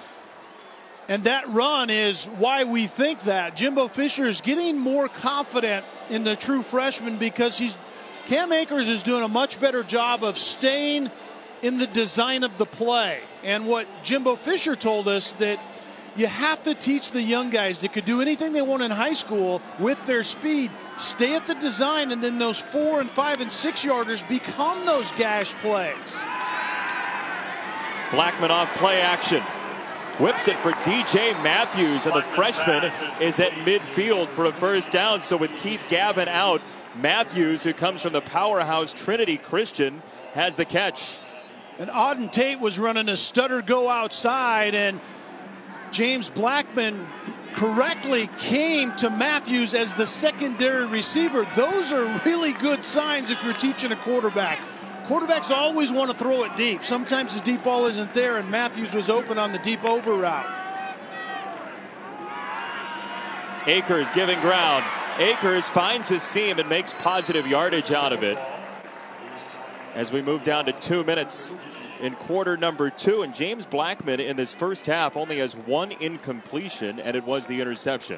Yeah, and I think that was just simply a miscommunication. It's hard to tell which was right, the quarterback or the receiver, but Chris talked about Jimbo Fisher is coaching James Blackman hard. He's not giving him any hall passes, even as a true freshman. But Blackman seems to respond well to Jimbo Fisher's style of coaching at that position. Quick set, low throw, incomplete as we check in the studio, and Chris Cotter. All right, gentlemen, we got Dave and Buster's halftime report coming your way shortly. Jonathan Vilma, Chip Kelly will join me. We'll take a look back to those wild games last night, both Clemson and Washington State going down. These two will give us big picture looks at what it means going forward. And what about NC State playing at Pitt this afternoon? Are they for real? We'll talk about that and show you highlights coming up. Dave and Buster's halftime report. See you then. Chris, thank you. Third down, Florida State.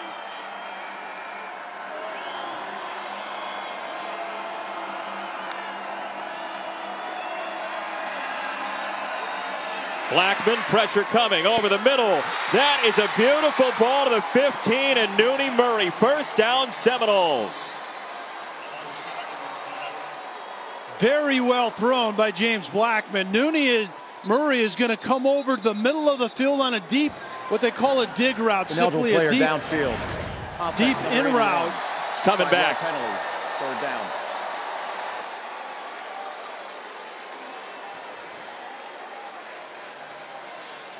There is a penalty on this play, which I didn't see the flag actually on the field. It's illegal man downfield, and sometimes with a lengthy pocket, that will happen on a release. Yeah, it's either that or a receiver in the trip set was covered up and it made him ineligible, and he runs a route anyway. And in that trip set, we may have actually seen that. Timeout, Florida State. So the Seminoles with that are going to use a timeout with 1:19 to go in the first half, and that is a big play, yeah, Kelly. I mean, they've been knocking on the door twice. 1 interception, 1 penalty. We'll see what comes of this third down when we come back. Buy one, get one wings are the best. And I love the taste of free. To me, it tastes like my garlic Parmesan wings. Really? Yeah. Interesting. I'm just eating the free one. No harm. Boneless wings are now buy one, get one free Thursdays, 5 p.m. to close. This is how you Sonic. Some things are simply impossible to ignore. The strikingly designed Lexus NX Turbo and Hybrid. Lease the 2017 NX Turbo for $299 a month for 36 months. Experience amazing at your Lexus dealer. मेरा नाम क्रिश है, मैं नया हूँ. No entiendo.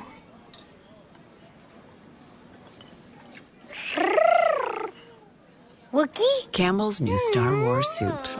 Made for real life. Here's to the we go to every game. Watching on TV is not the same. Come on, we'll miss the plane weekenders. Thank you, man. Whatever sports you follow, there's a Hilton for you. Book your weekend break direct at Hilton.com and join the Sports Weekenders.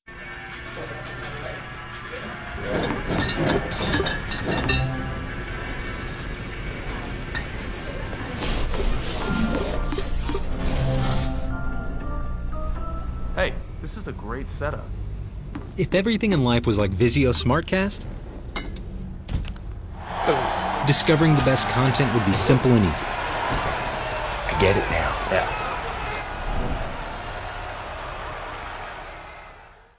A cheeseburger and onion rings for $2.99? Last time we ate this good for $2.99, we were in college. No, I was in college. You were in denial. That's not true. Get a cheeseburger and handmade onion rings for just $2.99. This is how you Sonic. Experience the Lexus RX with advanced safety. Standard. Lease the 2017 RX 350 for $399 a month for 36 months. Experience amazing at your Lexus dealer.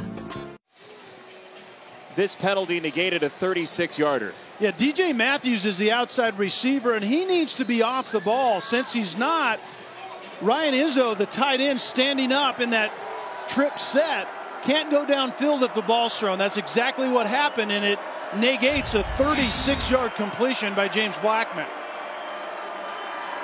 3rd down and 14. Pressure coming. Blackman gets it away. He has Jackson, but not for much. Gain of 3. And Florida State has given away a couple of opportunities today. Yeah, you're exactly right, and it's the pre-snap penalties. You know, not lining up right. You know, things of that nature. You know, it's the things that head coaches absolutely hate is you have to get your alignment and assignment right before we can do anything. And Florida State did not on that 3rd and 9. It cost them a 36-yard gain, makes it 3rd and 14. And here's Duke's defense getting off the field once again. And I think the timeout usage here for Duke shows what David Cutcliffe wants this game to be like. Low scoring would be the answer. This would be a 30-second timeout. No timeout from Duke to stop the clock. 28 seconds left. Work hard, play hard, work hard, play hard. Work hard, play hard. Work.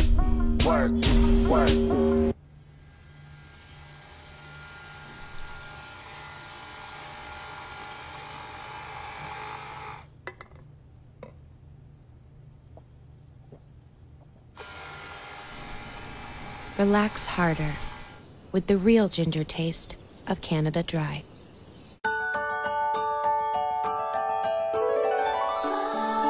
This season, unwrap the magic of a place where wonder fills the air, where joy is the reason for it all, and everything is better together.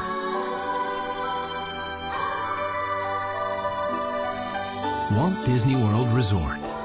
Come celebrate joy through the world.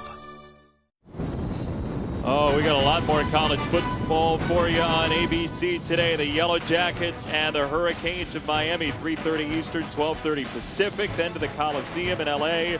The Utes, more than 2 Utes against Sam Darnold and USC. Both games streaming live on the ESPN app as we are just outside of downtown Durham for this punt, which goes rolling into the end zone from Logan Tyler. That's just his 3rd touchback, but in part because Duke seemed to not have any interest in a 2-minute drill. Kelly? I actually don't mind the thinking, to be perfectly honest with you. 7-3 at halftime against Florida State, and particularly what their defense presents, I think is not a bad place. And Florida State has 212 yards offensively. They've only been able to get 7 points out of that. I think those are all wins as Duke kneels on the football and gets into the locker room, I think, and feeling pretty good about themselves. So Duke's going to have 4 possessions: punt, field goal, interception, and kneel down in a 7-3 game against Florida State, and a must-have really for the Seminoles if they're going to still make something big out of this season.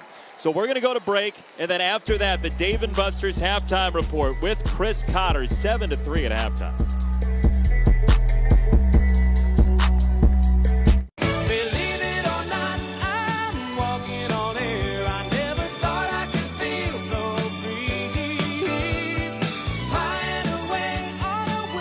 Farm knows it's more than a truck, so why not give it the protection it deserves? The new celebration rules are in place, and Pepsi is all for it. Antonio, what have you got in mind? Bit of a throwback. Looks like the Charleston. You never see that in football or anywhere. There's going to be 16 of us.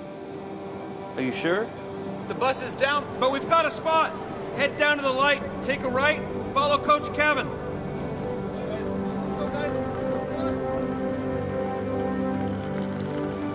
Sorry again that we're fully booked. This is the best we could do on such short notice. This is amazing. Thank you so much. Treating others like we'd like to be treated Come on in, guys. Check this out.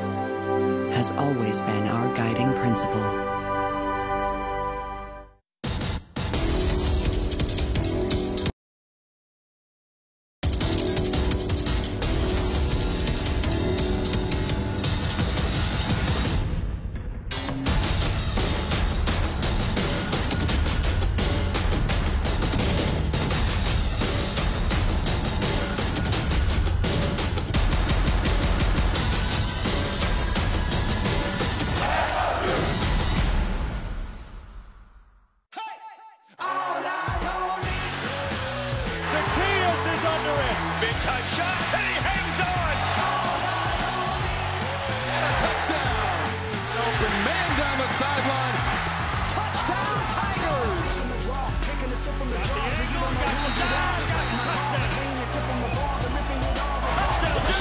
Jackson slings it deep. Oh my goodness, what a pass!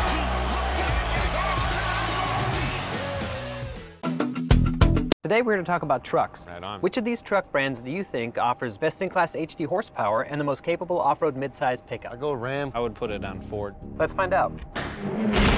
Chevy. That's right, it's Chevy. They look amazing. Wow. Chevy's killing it. Yeah, definitely. Get a total value of over $10,200 on this light-duty Silverado All-Star. Or during Truck Month, get 0% financing for 72 months on our most popular Chevy trucks. Find new roads at your local Chevy dealer. Kick off with a winning team during the Courtesy Ford Conyers Sales Blitz. We're quarterbacking big plays on all of our 2017 cars, trucks, and SUVs. At Courtesy Ford, you'll always score the lowest prices, the lowest payments, and more cash for your trade. F-150s, Escape, Explorer, and Fusions. Plus our huge inventory of pre-owned cars starting at $6,800, and all come with 2-year prepaid maintenance. Save thousands during the Sales Blitz at Courtesy Ford. Stop by for the best selection at Courtesy Ford in Conyers or at CourtesyAtlanta.com. Welcome to the Dave & Buster's Halftime Report. Dave & Buster's halftime. Kelly, Vilma, Cotter. Keep it in the ACC. NC State and Pitt. Nyheim Hines. Look at the explosion there, JV, through the hole. Yeah, that's one of 2 touchdowns that he has on the half. Over 200 yards in the first quarter. That's explosive. 200 yards of total offense. You said he has 2 touchdowns. How about the second one? This is on a punt return, Coach. He goes 9. First of all, he caught it inside the 10. Yeah, I think because of the punt and he backed up. My question is, why are you kicking it to him? I mean, this guy is really good. He's explosive. He's got over 200 all-purpose yards in the game so far, 2 touchdowns, and that's the game right there at 14-14. BC at Louisville's keeping it in the ACC. Lamar Jackson, of course. Oh, nice. There, a little toss outside. See, I thought he was going over the top. Usually they go over the top for the tight end that creeps out late, but he got the nice read over there for the guy in the flat for the touchdown. Up 7-0. Get a shot here of Lamar now. He keeps it himself along the left side. Nice moves. Come on, tackle that guy. Yeah. No. I feel like we're saying that every week. Tackle that guy, and you can't. 14-7 right now. Louisville on top. Hey, everybody. We got some games going on here at the noon halftime for our game. We'll show you some highlights in a little bit. But let's talk about the ACC here for a little bit, Chip.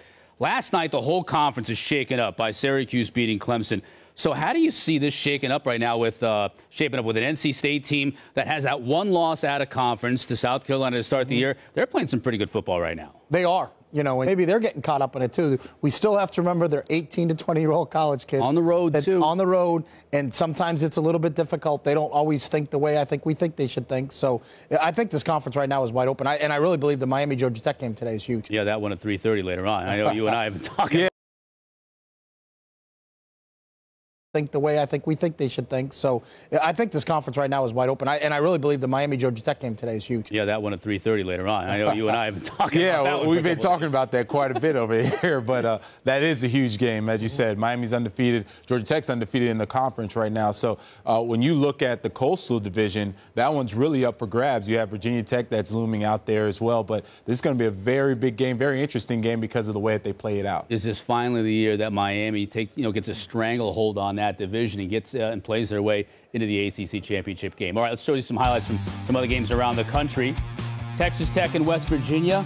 Well, you knew this one was going to be high scoring, and it has yet to disappoint. Over on the U, and Nick Shimonek finds TJ Vasher here. And this is what Texas Tech does, Jonathan. Quick, short passes, and then they have receivers that can take it to the house. Yeah, they have these long, rangy receivers. You see he's a long strider. They can break it at any time if you miss that tackle as they did there. And a big guy, and Dylan Cantrell goes back shoulder here. 14-7, Texas Tech on top. And then they got a guy named Kiki Cutie. Kiki Cutie. Oh, cute move right there for the touchdown. He's a little bit more than just one of those little guys. He's got a little physical nature to him, and then they got a running back at West Virginia who's got a physical nature. Didn't need it on this one, Coach. Justin Crawford, 5 yards. Yeah, that was a tremendous hole right there to run through. I think even I could have fit through that one. 10-point lead right now over on the U. Texas Tech on top. On the road, Michigan taking on Indiana. This game over on ABC. And it's a field goal fest for much of the game.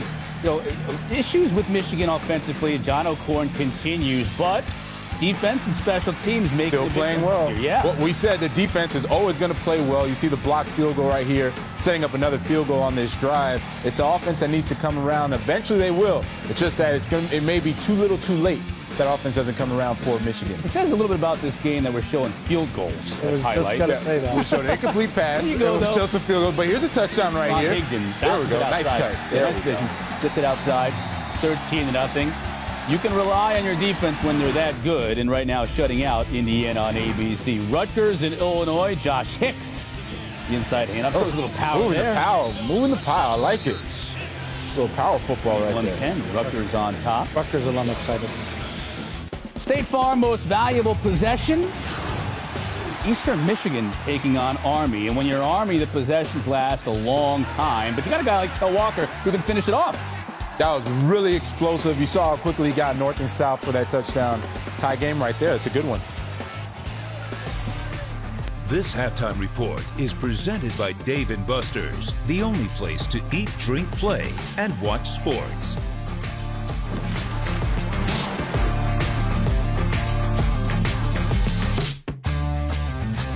Football is back at Dave & Buster's with all-you-can-eat wings plus a $10 game card for just $19.99 every Sunday, Monday, and Thursday. Yeah, you heard me right. All-you-can-eat wings plus a $10 game card for just $19.99.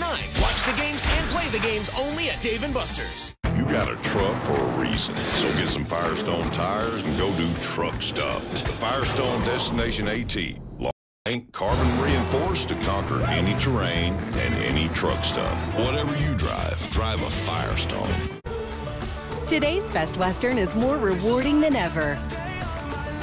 Rewards members get our best rates, points that never expire, more free nights at over 4,100 hotels worldwide, gift cards than instant rewards. Fast forward to a free night by earning double rewards points with every stay. Let's go. Get rewarded. Book now at bestwestern.com. When you're close to the people you love, does psoriasis ever get in the way of a touching moment? If you have moderate to severe psoriasis, you can embrace the chance of completely clear skin with Taltz. Taltz is proven to give you a chance at completely clear skin. With Taltz, up to 90% of patients had a significant improvement of their psoriasis plaques. In fact, 4 out of 10 even achieved completely clear skin. Do not use if you are allergic to Taltz. Before starting, you should be checked for tuberculosis. Taltz may increase your risk of infections and lower your ability to fight them. Tell your doctor if you are being treated for an infection or have symptoms, or if you have received a vaccine or plan to. Inflammatory bowel disease can happen with Taltz, including worsening of symptoms. Serious allergic reactions can occur. Now's your chance at completely clear skin. Just ask your doctor about Taltz. It's okay that everybody ignores me when I drive. It's fine, because I get a safe driving bonus check every 6 months I'm accident-free.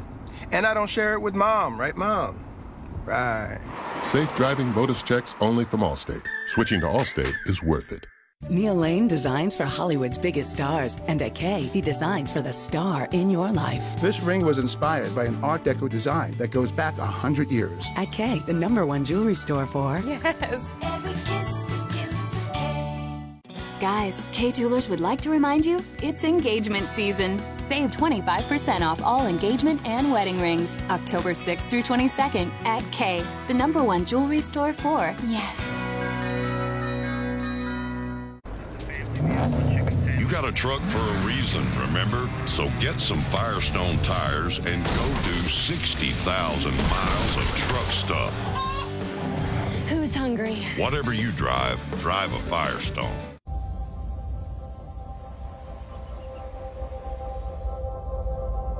What does preeminence look like?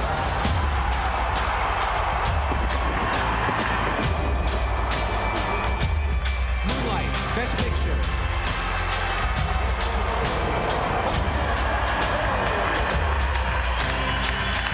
Florida State University.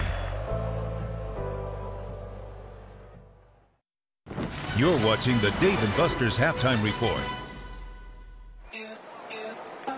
Friday the 13th continues. Expect the unexpected. Anything can happen on a night like tonight.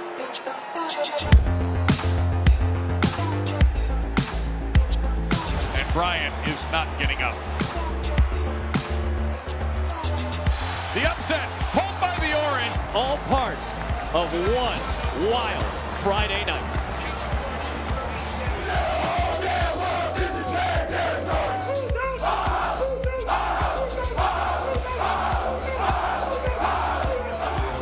Connor, Kelly, and Vilma, Dave & Buster's halftime. Official playoff rankings don't come out until Halloween night, a couple weeks from now. But with all the shakeup last night with those two games, we thought we would give you ours if the season were to end today. I've already put Alabama there, guys, so let's not even belabor that point. Let's move on. Chip, who's your number 2 right now? My number 2 team right now is Georgia. And I think they're playing outstanding. Their defense is out. I think now down the road they're going to have to play this team. But right now, when you look at them, they can run the football with Chubb and family, and they're playing outstanding defense right now. So I got Georgia at 2. Don't worry, won't waste your time. Georgia number 2 as well. I agree with everything Chip is saying. And they've got Auburn coming up on November 11th as well. What do you think for 3 here, Jonathan? My number 3 is going to be TCU. I got TCU number 3. Almost like you were waffling there for a second. I'm not.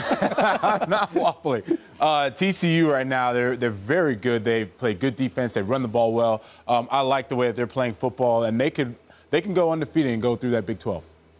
I got Washington.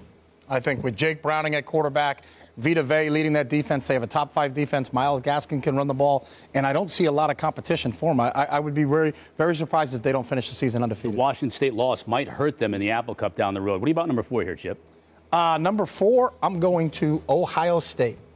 Wow, just a one-loss team. An eyeball test, and I think because there's going to end up being a lot of one-loss teams, in my opinion, because Penn State has to play them. Yeah, but TCU right now, they're fail. a one-loss team, though. As I watch them play, I just think they're really good. They held Maryland to 60 yards last week. They've scored 50 points in 4 straight games. I think they're hitting their stride right now. Eyeball test. Eyeball test. I like the eyeball test. Not this early, though. And the eyeball test is versus some garbage teams. But neither here nor there. My number 4 is going to be Penn State.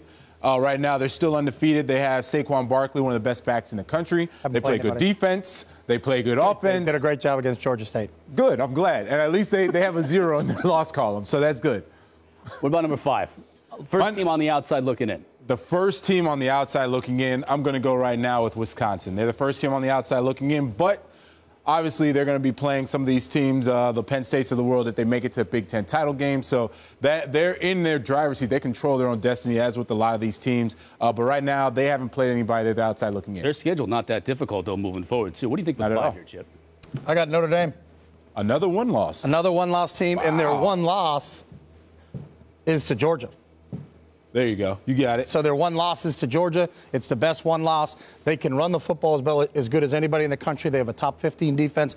And if you look at their schedule going out, they play 5 ranked teams to finish a year. They play NC State. They play Miami. They play USC. They play Stanford. They play Navy. Their worst team they play is Wake Forest.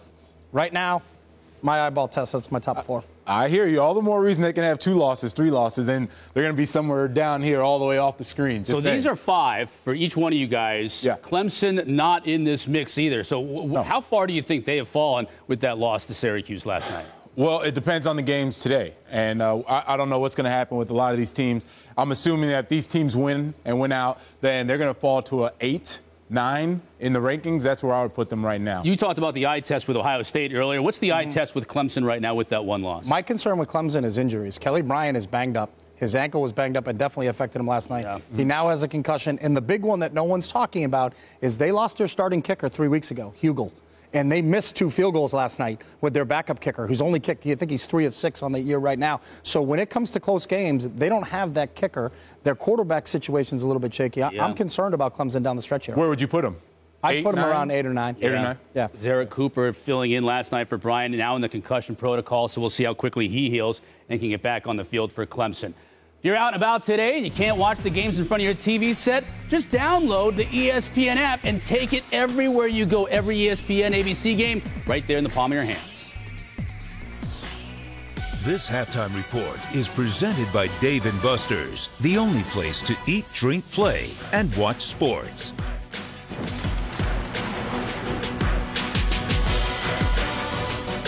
Football is back at Dave & Buster's with all-you-can-eat wings plus a $10 game card for just $19.99 every Sunday, Monday, and Thursday. Yeah, you heard me right. All-you-can-eat wings plus a $10 game card for just $19.99. Watch the games and play the games only at Dave & Buster's. The #1 rated Ego Power Plus blower, blasting 530 cubic feet of air per minute. Powered by the industry's most advanced lithium-ion battery technology. And now, introducing the new Ego Backpack Blower. Delivering the power of gas without the noise, fuss, or fumes for up to 2 hours on a single charge. Exclusively at the Home Depot and Ego authorized dealers.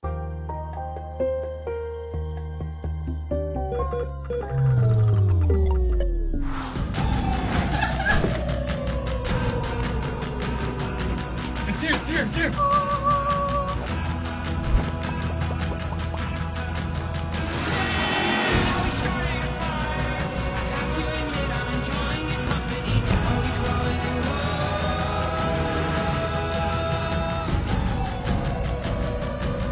I know when I hand them the keys to their first car, it's going to be scary, but I also know that we're going to have USAA insurance for both my boys. Something that they're not even going to have to think of. It's just going to be in the family. We're the Tennies, and we're USAA members for life. DirecTV has been rated #1 in customer satisfaction over cable for 17 years running. But some people still like cable, just like some people like banging their head on a low ceiling, drinking spoiled milk, camping in poison ivy, getting a paper cut, and having their arm trapped in a vending machine. But for everyone else, there's DirecTV. For #1 rated customer satisfaction over cable, switch to DirecTV. Call 1-800-DirecTV. Zacchaeus is under it. Mid-time shot, and he hangs on. And a touchdown. Open man down the sideline. Touchdown, Tigers.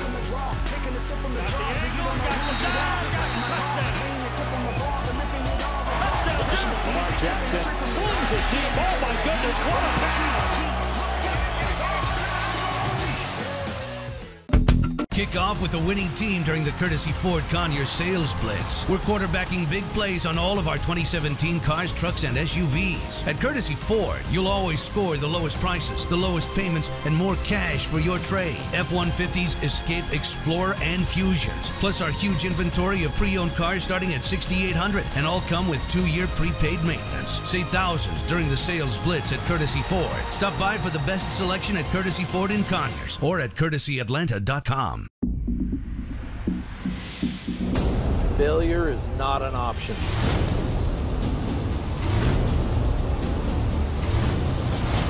All new Gold Rush, Fridays at 9 on Discovery.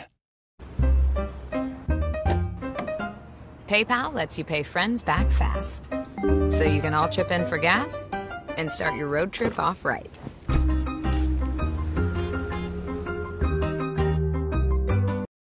PayPal lets you set your payment preferences in advance. So when you're ready to check out, you won't have to type in those digits.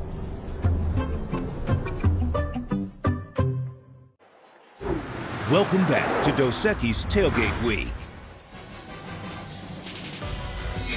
You're watching the ACC on ESPN. The run games owned the first half at Wallace Wade Stadium, a combined 6 yards per carry for Florida State and Duke, and just a 7-3 score on the board. Jason Benetti, Kelly Stauffer, Chris Budden along with you. And Florida State had options in the first half, chances to go in, and didn't really pay them off. Yeah, a couple of missed opportunities, and I thought their young freshman quarterback, James Blackman, was actually playing quite well, but they didn't have a lot to show for it at the end of the day. The one interception was really as much on his receiver as it was on him. Certainly a miscommunication. And then Duke, I think they adapted well to the speed and athleticism of Florida State, but missed opportunities offensively also.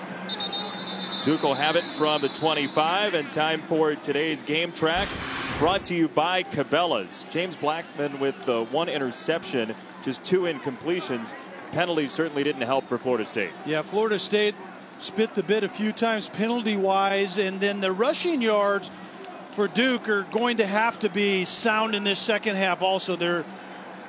They rushed it better, I think, on that last drive, but they're going to have to own the line of scrimmage really on both sides of the ball in the second half to find their way into the end zone. Duke has never beaten Florida State dating back to 1992. This is Sean Wilson for a yard on the opening play of the second half. Florida State trying to avoid falling to 1-4 to begin the year. And Jimbo Fisher said, look, I'm motivating our guys by saying, you want to play in the NFL? Put NFL stuff on tape. Appeasement of individuality. I thought that was an interesting approach, but a very honest one, and I think rightfully so.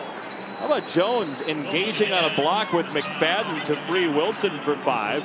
Third down. I wouldn't suggest making a habit of that, but we see Wilson more of the scat back. We saw at the end of the half, Britton Brown was more of the physical pounder, and I liked what he was doing in the run game.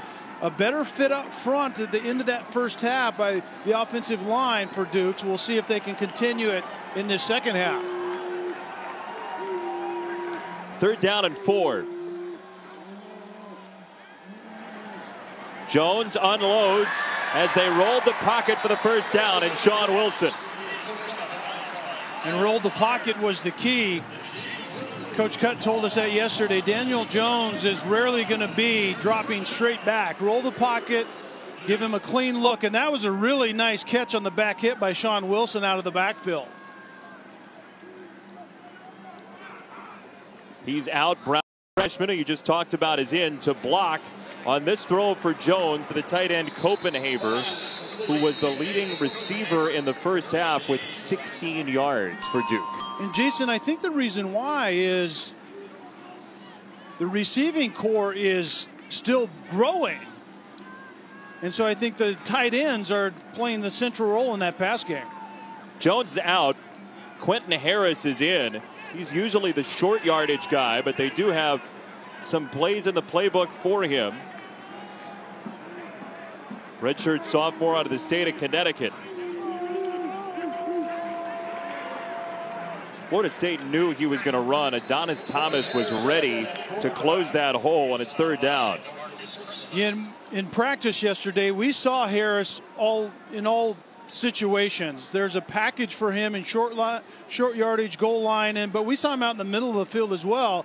But what he doesn't do is throw the ball a lot. He's typically a runner when he's in there, and Florida State knew it on that play.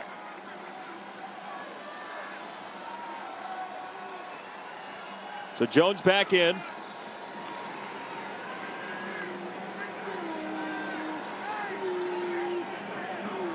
Ramming in motion to the slot. And that is TJ Ramming, who gave some ground and will not be close to the first down. A.J. Westbrook tracked him down, and it's 4th down Duke. And Duke was trying to use TJ Ramming in a place that really is his sweet spot, getting in and out of breaks with his quickness. It was a Q route from his slot position, start inside, cue it back outside, and A.J. Westbrook just jumped right on his back and actually lost a little bit after he caught the football.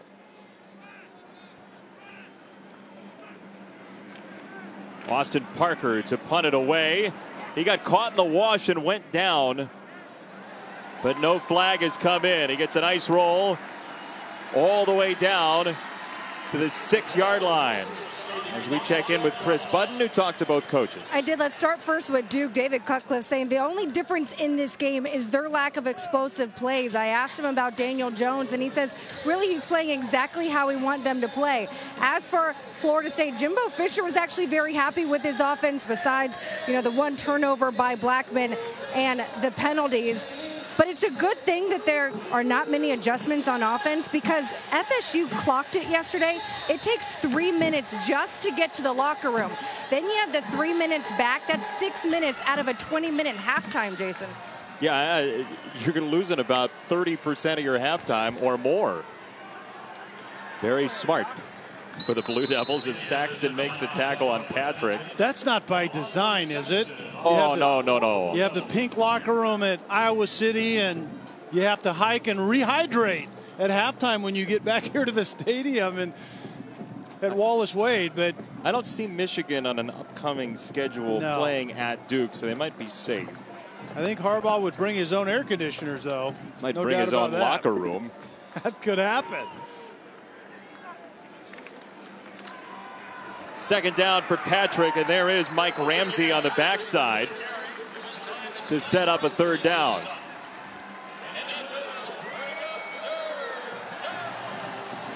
Yeah, all the way behind the scoreboard is the locker room. So and that's way back there. That's what? Is that a 100-yard field we're looking at right there, at least? And I've actually been here for games before where Paul Johnson and Georgia Tech actually had their halftime right behind the scoreboard. They didn't even bother with the new locker room. They literally went and set up camp right behind the big scoreboard. Who needs a secure location when you have a scoreboard in the way? Third down and 3 and a whistle. Timeout, Florida State. Timeout, Seminoles. We'll see if they need that later. 7-3. Here's to the we go to every game. Watching on TV is not the same. Come on, we'll miss the plane, weekenders. Thank you, man. Whatever sports you follow, there's a Hilton for you. Book your weekend break direct at Hilton.com and join the sports weekenders. Finally, I found chicken tenders that can pass as mine, which is nice because I've got better things to do. Peggy, I finished his shoulder.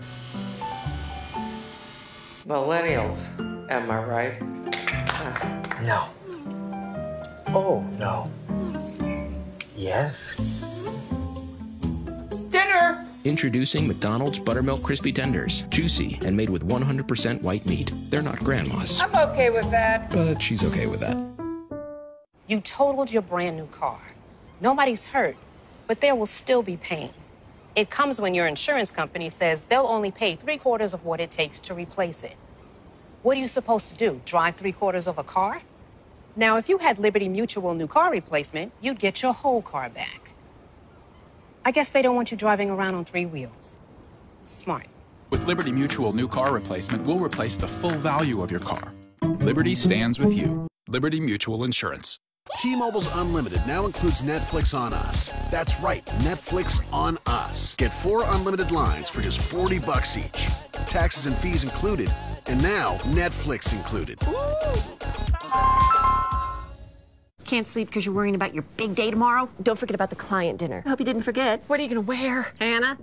Did you get that email I sent you? I need you to respond before you wake up. When life keeps you up, ZzzQuil helps you fall asleep in less than 20 minutes because sleep is a beautiful thing. New Stouffer's Fit Kitchen Bowls. Balanced, nutritious, and delicious. With 22 grams of protein, savory vegetables, quinoa and cashews. Together in perfect harmony. New Stouffer's Fit Kitchen Bowls. This is fit. It's year 4 of the college football playoff. 4 teams. 2 semifinals. New Year's Day. The college football playoff on ESPN. Who's in? Week 6 Sunday NFL Countdown, 10 a.m. Eastern on ESPN. Randy Moss has another edition of You Got Moss. Desmond Howard joins Countdown. Streaming live on the ESPN app as well. Third down for Florida State. And Jaquez Patrick straight up the gut for a first down. Saxton made the tackle, but the run game continues to thrive for the Seminoles. And therein lies the difference between Florida State offensively today and Duke offensively, is Florida State fully believes that 3rd and 3 or less, they can run it to convert. And you saw Patrick on a physical run right there. Akers back in. Blackman almost fell and did get it away. Pyle moving to the 24, gain of 4. That was Joe Giles Harris with the stop, whose younger brother JT is a close defender for John Danowski's very successful lacrosse program here in Durham. And so second down coming up as Patrick got him 4.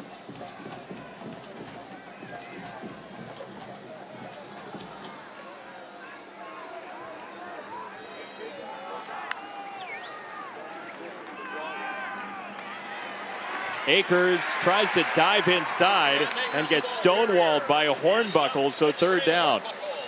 And third down has been the wheelhouse for Duke defensively coming into this game. Only 24% success for offenses playing against this Duke defense. And get the true freshman quarterback James Blackman to third down and force him to get off his initial read and get to his second and third read and do it on time and do it accurately. That's the challenge for Duke defensively right here.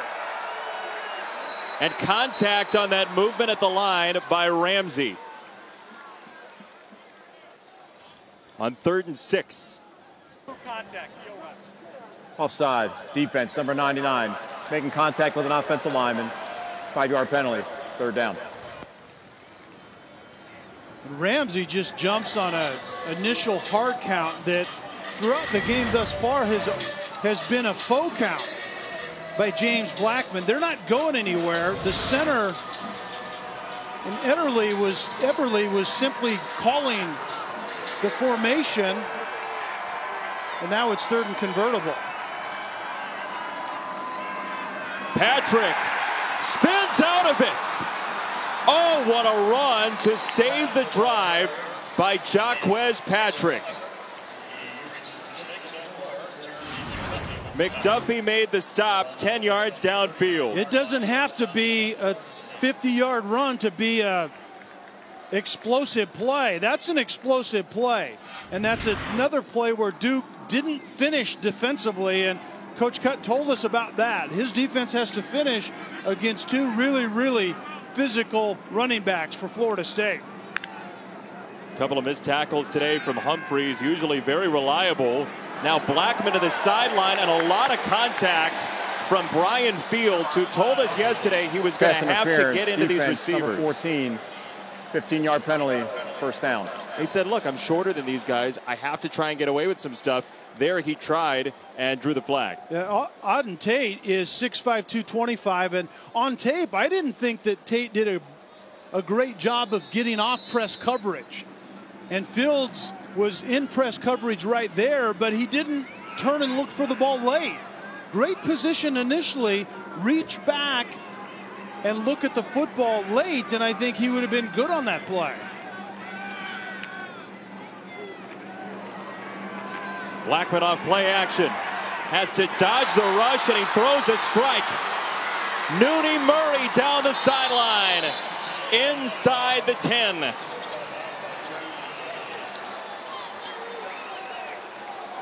Blackman got hit, and we'll see if he's okay. There was quick pressure onto James Blackman, but I've seen Blackman do that throughout this season. He's a slight guy, 6'5", maybe $175, but he stands in the pocket and delivers it, and there's a good example of it. He knew he was going to get hit as a quarterback. You still have to stand and deliver, and Blackman does on that play. Well done by the true freshman.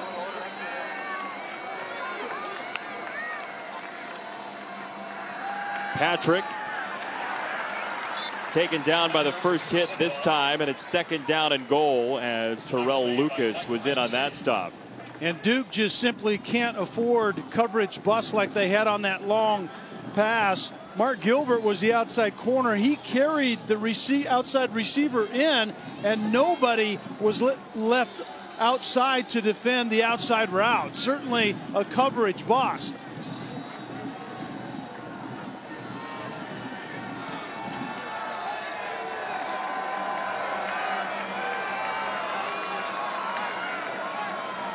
Second and goal for Blackman.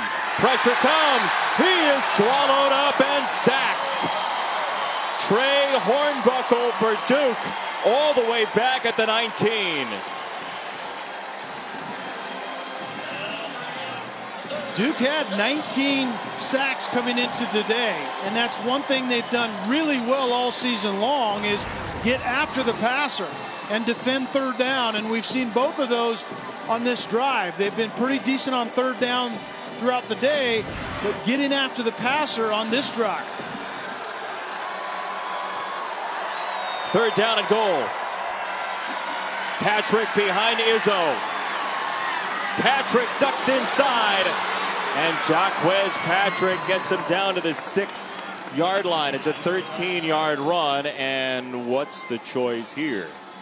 Field goal? Aguayo's been very consistent after a rough start to the season. I certainly like the thought of getting points on this drive. In the end, it's a very good job of getting off the field after an egregious coverage bust by Duke defensively, and to hold them to potentially 3 points would be a win. Aguayo missed his first 2 of the year. This is a short one, and it's good. Florida State can't shake Duke. 10-3, third quarter.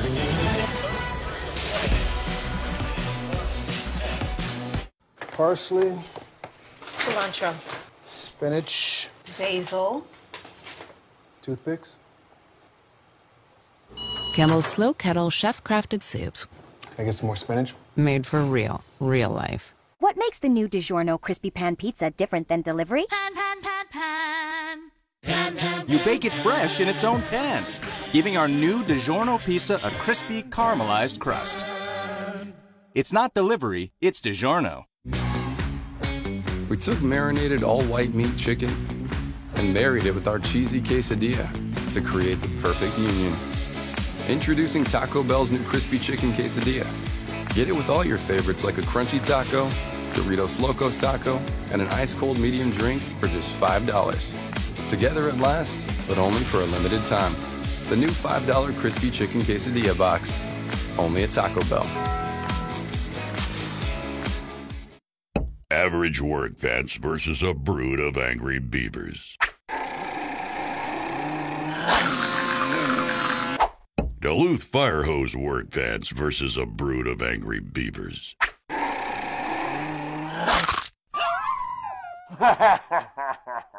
Duluth Trading fire hose work pants, tougher than a giant angry beaver's brood. Get a pair. Only at Duluth stores and DuluthTrading.com. We are the TV doctors of America, and we may not know much about medicine, but we know a lot about drama. From scandalous romance to ridiculous plot twists. Son? Dad? We also know you can avoid drama by getting an annual checkup. So we're partnering with Cigna to remind you to go see a real doctor. Go, know, and take control of your health. It could save your life. Doctor poses. Dad. Cigna, together, all the way. ESPN College Football, brought to you by Nissan, premier partner of the Heisman Trophy. This is the mascot room hidden here on Duke's campus. And for more on that is our intrepid reporter, Chris Button. That Duke Blue Devil wears a little pun on the headband, and then it goes on a wall in a super secret room. We weren't even allowed to show you how to get there, but these are all the old ones hanging on the wall. So how do they come up with them? They wouldn't tell us that either. But this is what he says today. Florida State Seminoles. Seminoles. Jason, that's totally a job for you. Chris, I got one for you. What did Delaware? Oh, good. I don't know. Alaska. Oh my goodness, we're I got into nothing. geography all of a sudden. Sorry, everybody's quit on our crew. There's a touchback, and Duke will have it from the 25-yard line. Allstate is proud to be part of the team that comes together to do good by contributing to participating universities' general scholarship funds for each field goal and extra point kicked. To date, Allstate has contributed millions in scholarship funds. Well, Jay, the defensive slugfest isn't really a surprise. At least in my mind, both offenses were struggling a little bit coming into this. Both teams have rushed more than they've passed for. The difference is Florida State has some explosives, a couple of them, 38-yard pass, a 20-yard run by Akers. Duke has to grind it out against his Florida State defense. They're not giving up explosives at all. Britton Brown is bottled up and thrown back. Adonis Thomas has played well in for the injured Jacob Pugh. They started the year with 3 senior linebackers. Pugh is out for this game. Yeah, and I would scrap that play, quite frankly, if I was Duke. It's the show of the ball quickly, which allows a fast defense to simply run and rally to the ball when they see it. If there's ball handling involved in terms of running it, then the defense has to stay put just a little bit. Legal substitution, offense, 12 players in a formation, 5-yard penalty, 3rd down. Again, correction, 2nd down. It is 2nd down. Again, Duke's offense has been disjointed in different ways the last couple of weeks. There's another side of it. Yeah, you're exactly right. Not knowing who the personnel grouping was supposed to be, and now they're behind the sticks against a very good Florida State defense. 2nd and long for Jones, and he's had a second one batted down today. Brian Burns, who is the blocked kick specialist, got his hands up on that ball, 3rd and long. Yeah, and Burns is 6'5", and he comes off the edge and doesn't get very good penetration. It was well blocked on the edge by Christian Harris, the left tackle, but then at 6'5", Burns just gets his arms up and swats that down. Well, for a Duke offense that hasn't had a 20-yard play, 3rd and 17 is rather daunting. Yeah, they better be careful right here.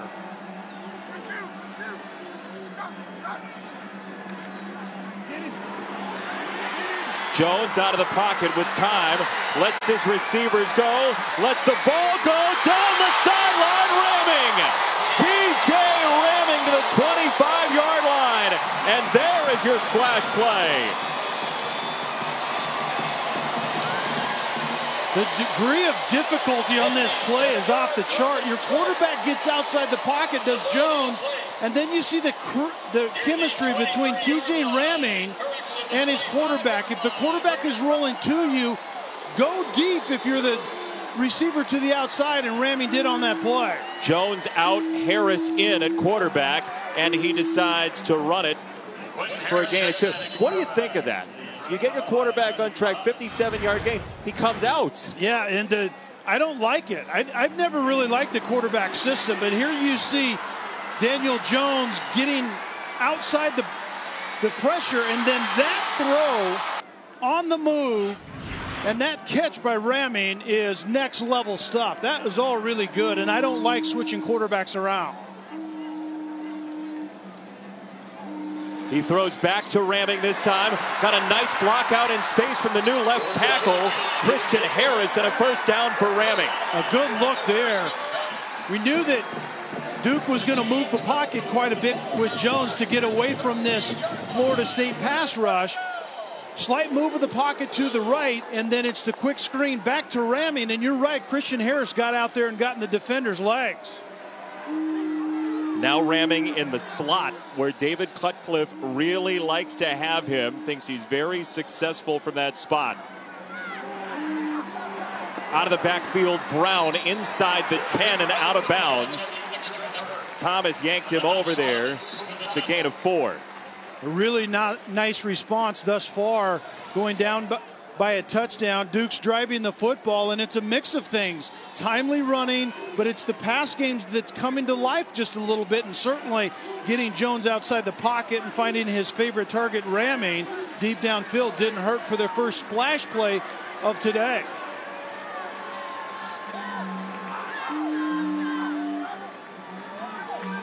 Brown, the tailback. Brown, the freshman, scores! Touchdown, Duke.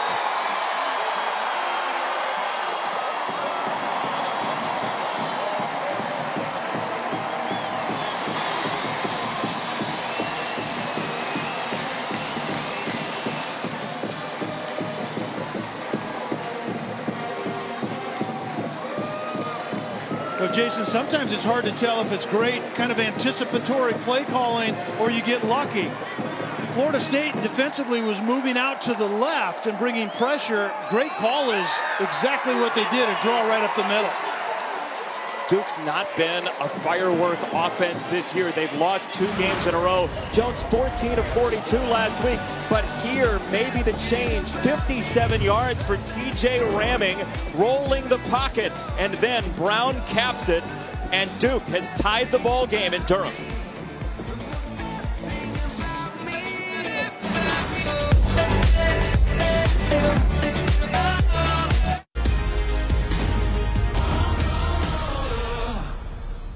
Chicken this good deserves a fancier kind of cheese. So we got whole milk, fresh mozzarella from the most luxurious place on earth, Wisconsin. Arby's, we have the meat. It's okay that everybody ignores me when I drive. It's fine, because I get a safe driving bonus check every 6 months I'm accident-free. Because I don't use my cell phone when I'm driving, even though my family does and leaves me all alone. Here's something else. I don't share it with Mom. I don't. Right, Mom? I have a brand new putter you don't even know about. It's awesome. Safe driving bonus checks only from Allstate. Sometimes I leave the seat up on purpose. Switching to Allstate is worth it. Fresh mozzarella and pepperoni don't just belong on pizza. They also belong on a sandwich, which is basically pizza, plus a huge piece of chicken. Arby's, we have the meat. Kick off with the winning team during the Courtesy Ford Conyers Sales Blitz. We're quarterbacking big plays on all of our 2017 cars, trucks, and SUVs. At Courtesy Ford, you'll always score the lowest prices, the lowest payments, and more cash for your trade. F-150s, Escape, Explorer, and Fusions. Plus our huge inventory of pre-owned cars starting at $6,800, and all come with 2-year prepaid maintenance. Save thousands during the Sales Blitz at Courtesy Ford. Stop by for the best selection at Courtesy Ford in Conyers or at courtesyatlanta.com. Monday Night Football. Colts, Titans, Monday, 8:15 Eastern on ESPN.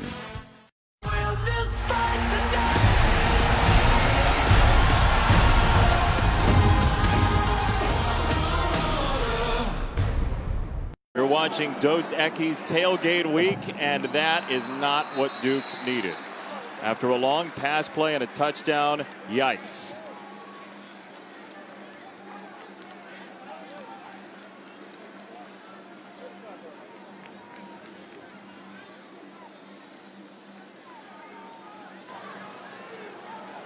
Kick out of bounds, kicking team. Ball be placed at 35-yard line, first down. So how'd that Duke big pass play happen, Kelly? Well, Daniel Jones does a great job of avoiding traffic, and he gets outside and becomes a scramble drill. TJ Ramming is inside. Initially, he's locked up, but as his quarterback gets outside right, Ramming goes deep, and A.J. Westbrook, the outside safety, peeks up and loses track of Ramming, and his quarterback, Daniel Jones, found him deep. Huge splash play that Duke desperately needed. Longest pass play of the year for the Blue Devils. Blackman has a wide open Vickers, the fullback, not often used as a pass catcher. He gets down to the 39-yard line. The Jonathan Vickers is typically the fullback, and he's a battering ram. He's the lead blocker in that 2 running back scheme under Jimbo Fisher, but this is exactly where you use the fullback. Play action. He's no longer leading the run play. He's booting out into the flat, and he was wide open, and Blackman found him. Cam Akers, the freshman, for a gain of 2.5. So Duke scores to tie the game, then the kickoff out of bounds, and 1 play inside the 40. Heart-wrenching. And the kick out of bounds is the start of it. It's kind of like a baseball game. When you have a big inning, you want to put a goose egg on the board when you come back defensively. You don't want to kick it out of bounds in football and give the team another drive, and that's exactly what's happening.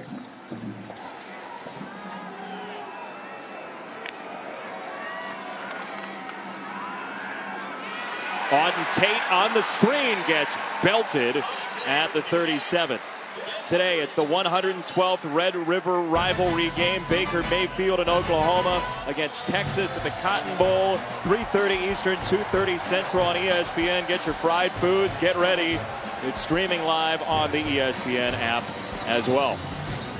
Yeah, 3rd and 8 here by Florida State, and I would expect Jimbo Fisher to get James Blackman out on the roll a little bit, change the launch point probably to the top of the screen to the wide side. That's where Izzo, the tight end, is. Pressure coming from Jordan. Blackman intercepted. Jeremy McDuffie, the strike safety, all the way to midfield. Another pick for Duke.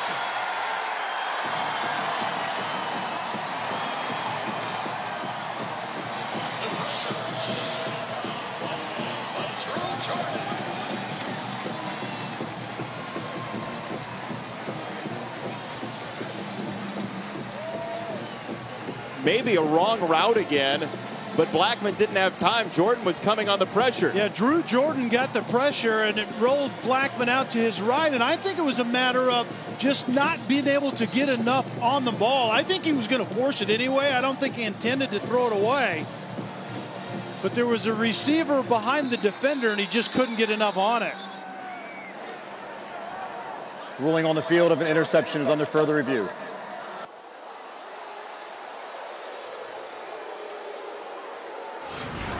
There may be a targeting issue at the end of this play. Yes, McDuffie is returning it. See, I think Blackman couldn't get enough on it. McDuffie finishes the play and intercepts it, but he gets belted at the end. Remember,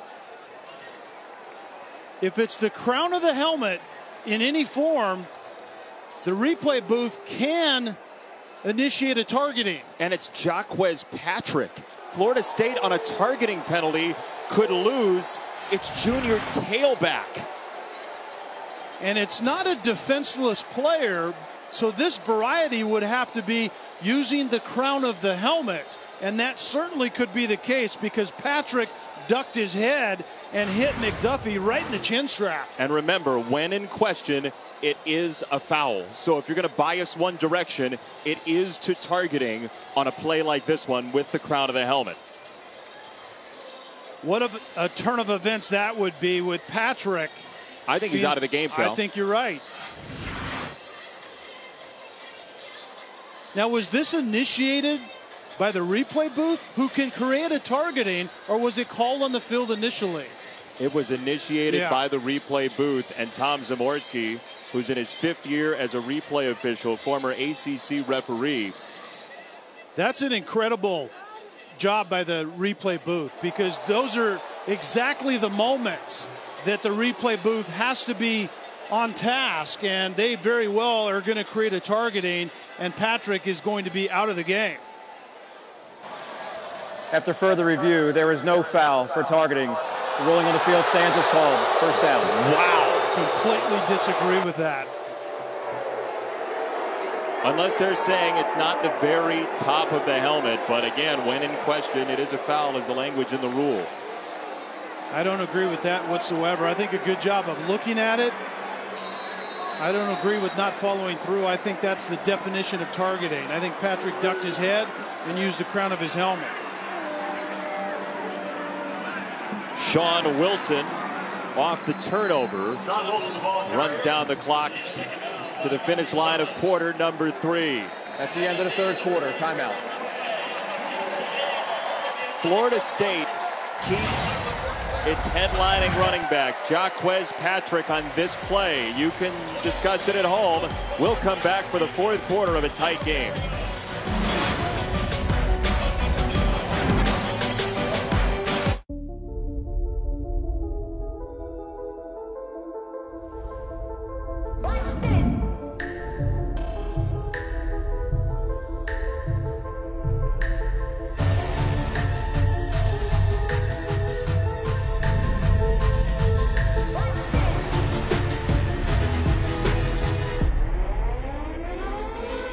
Watch this.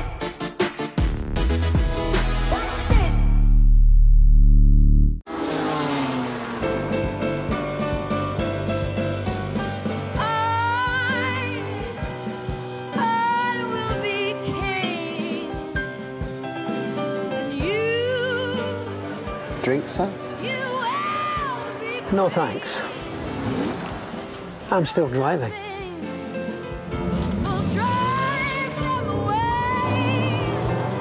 We can be heroes. It's not me, it's not my family. In your head, there's still fighting. Rated mature.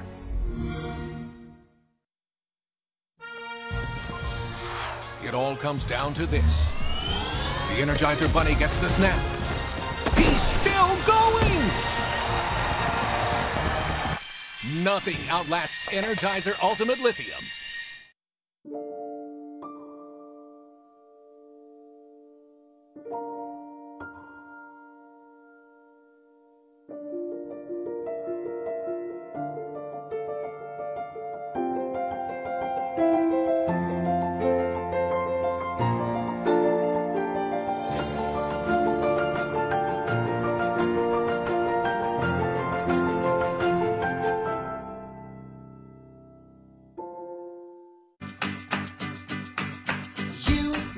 A little time is all it takes to make us smile. It's better when we get together. Me, myself, and I, we can get along just fine. It's better when we get together.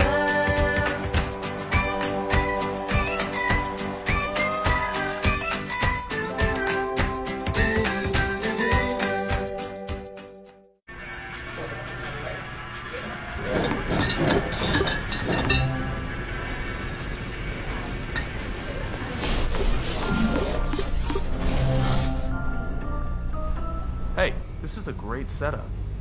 If everything in life was like Vizio SmartCast, discovering the best content would be simple and easy. I get it now. Yeah.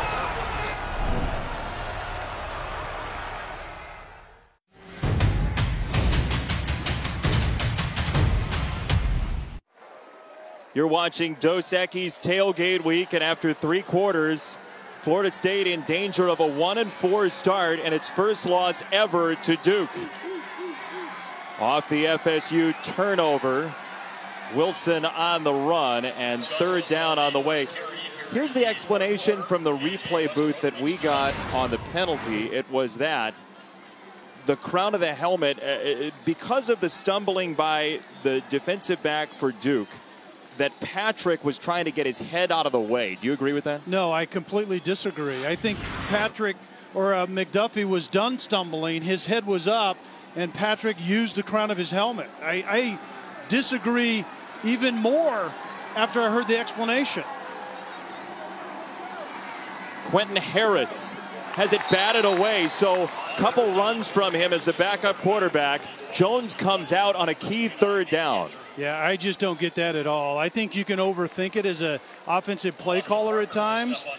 And Quentin Harris has practiced well and earned the right to play in games, but Daniel Jones is the quarterback that you're hitching your wagon to. So to take him out in that situation, unless he's banged up in some form, and maybe Chris can get some insight into that, but I disagree with having Jones off the field right there. It's just his 9th pass all year. Parker, a good punt. McFadden inside the 10. Close game in Durham, 10-all, 14-11 to go.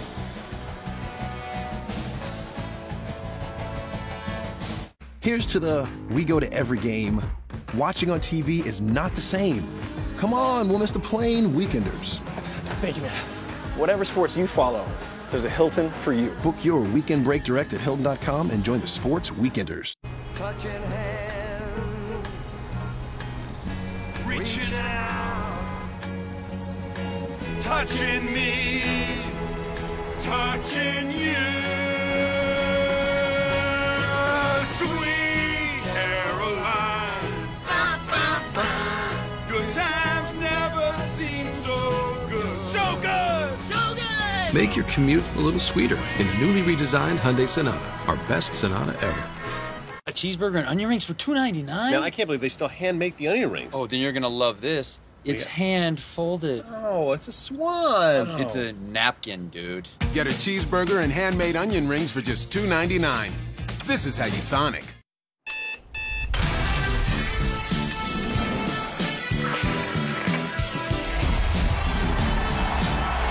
Monday Night Football. Colts, Titans, Monday, 8:15 Eastern on ESPN. Kick off with the winning team during the Courtesy Ford Conyers Sales Blitz. We're quarterbacking big plays on all of our 2017 cars, trucks, and SUVs. At Courtesy Ford, you'll always score the lowest prices, the lowest payments, and more cash for your trade. F-150s, Escape, Explorer, and Fusions. Plus our huge inventory of pre-owned cars starting at $6,800, and all come with 2-year prepaid maintenance. Save thousands during the Sales Blitz at Courtesy Ford. Stop by for the best selection at Courtesy Ford in Conyers or at courtesyatlanta.com.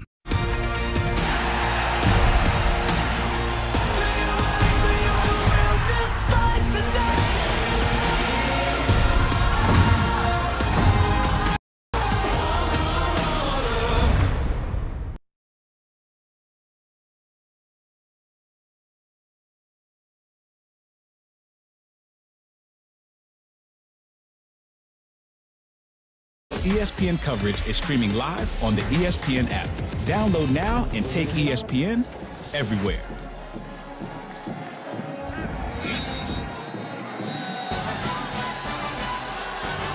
(10-10) your score, fourth quarter. Florida State back to the ball with a flag down, and Jaquez Patrick, who remains in the game after a very close call on a targeting possibility, and we'll check the marker here. And I think Duke is going to be offsides. They were getting pressure late.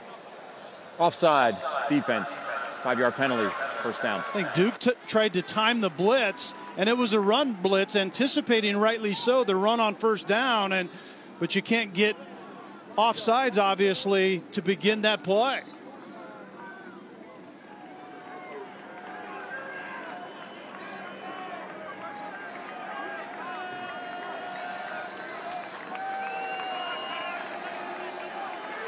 Remember, since 1992, Duke has never beaten Florida State. A couple of the wins in the series have been vacated. Patrick with a first down run for Florida State. And you see Jimbo Fisher going back to that.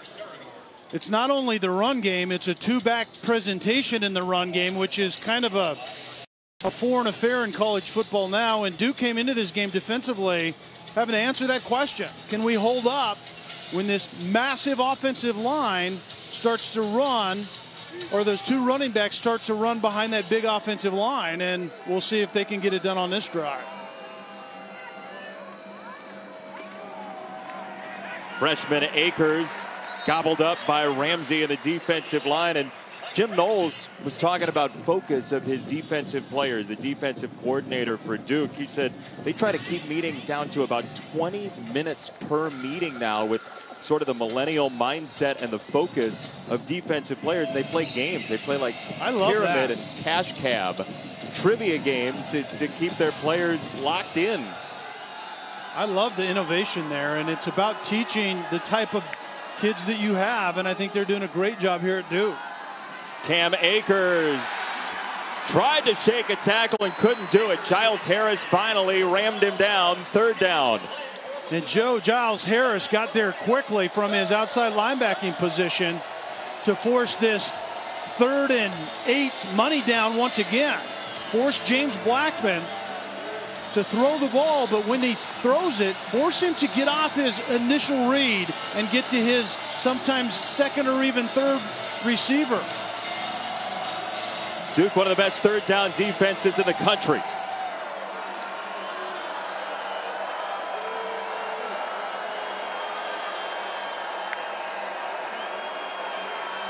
McDuffie coming.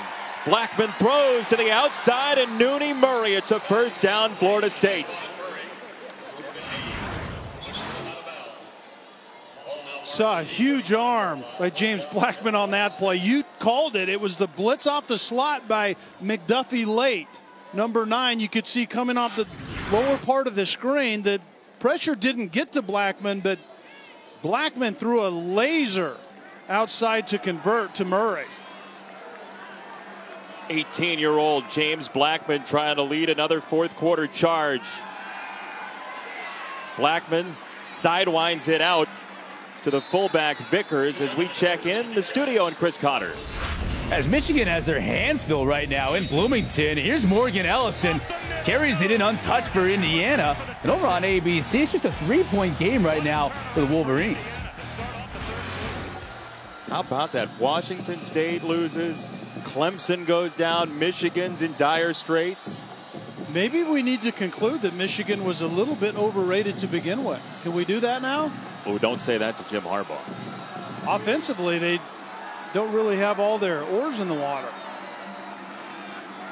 Double reverse. Nooney Murray with Blackman out front. Humphreys couldn't get there, but they stack him up out of bounds. Gilbert along with the cavalry, and it's third down as we take this week's AP rankings brought to you by AT&T, and it was Carnage Friday leading into maybe dumpster fire Saturday. We'll see. It could happen. I mean, Clemson just didn't look like themselves. I know they lose their quarterback, Kelly Bryant, but their defense didn't look right either. And then Washington State, they just couldn't keep it away from the other guys. 7 turnovers. You may not win many if you turn the ball over 7 times. Oh, no, and Mike Leach wasn't very happy. As pathetic front runners, I think, was the quote. As we heard on game day. Blackman under heat, gets it away for his tight end, Izzo. And how big of a security blanket has Izzo been as Blackman got absolutely washed away. The true freshman, James Blackman, finding the right guy, Ryan Izzo, running his out routes, sitting down in that void, but standing in the heated pocket and throwing once again a laser on third down to convert. Remember, he's done this twice. He drove him back against Miami to go ahead, and he did the same thing against the Wake Forest team to win that game. Patrick spun around. McSwain and Hornbuckle were there, and there's an injured Seminole player. Looks like Derek Kelly. Wow, that would not be good. Oh, he was hurt against Wake Forest. He had the knee injury 2 years ago, and on the left side of the line, Florida State's numbers continue to dwindle.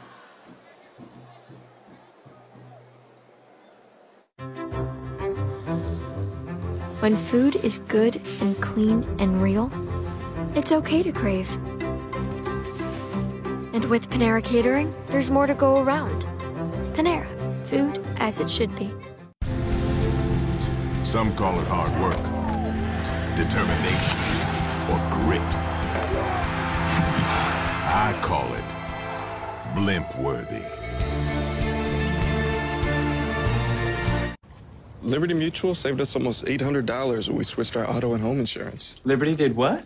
Yeah, they saved us a ton, which gave us a little wiggle room in our budget. Wish our insurance did that. Then we could get a real babysitter instead of your brother. Hey, welcome back. This guy, right? Yes. Ellen. That's my robe. You could save $782 when Liberty stands with you. Liberty Mutual Insurance. Touching hands, reaching out, touching me, touching you, sweet Caroline. Good times never seem so good. So good! So good! Make your commute a little sweeter in the newly redesigned Hyundai Sonata, our best Sonata ever. The amazing new iPhone 8 is at AT&T, and we know you'll love it. Because we know you want more. More great camera features and more power. And more than just unlimited data, we give you unlimited plans with HBO included for life. Because you deserve more entertainment. And more spokespeople. Talking like this, saying the word more. AT&T. It's time for more. Am I too close? I feel like I'm too close. Get the iPhone 8, and with all AT&T Unlimited plans, get HBO for life, only from AT&T. You're watching Dos Equis Tailgate Week. 10-all Florida State and Duke in a well-traveled Seminoles group. As always, Florida State with a big-time fan base, and they've filled up quite a bit of this Wallace Wade Stadium. Don't forget Week 6 Monday Night Football as the Colts in Tennessee to take on the Titans. Monday Night Countdown, 6 Eastern on ESPN. Also on ESPN2 in Spanish. 2 big third down conversions on the drive for Blackman. 3rd and 7 to Nooney Murray. 3rd and 8 to Izzo, the tight end. And now on a 2nd down and long, Cam Akers on the swing pass. Again, dances beautifully to keep his feet to the 40-yard line. Looks like a first down. Yards after contact, both in the pass game and in the run game. Akers as well as Patrick rarely go down. Now they've moved him back before where the stumble ended, so it will be 3rd down and 2. 90 total yards for Akers.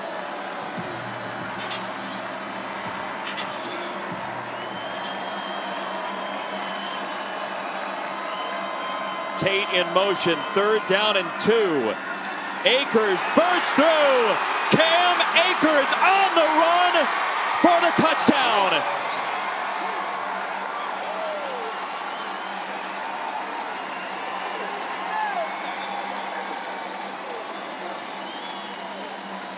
The freshman star turn continues. The freshman star is learning how to stay behind his fullback. You see the block by Jonathan Vickers, and then once Cam Akers gets to the 2nd level, all bets are off. He's physical, and then he has the speed to turn 2 or 3 into 22 or 23 and get into the end zone like he did on this play. It's a 42-yard touchdown for Akers. The extra point is through for Aguayo. And after 121 versus Miami, Cam Akers bursts through. He's got 112 today and a Florida State lead.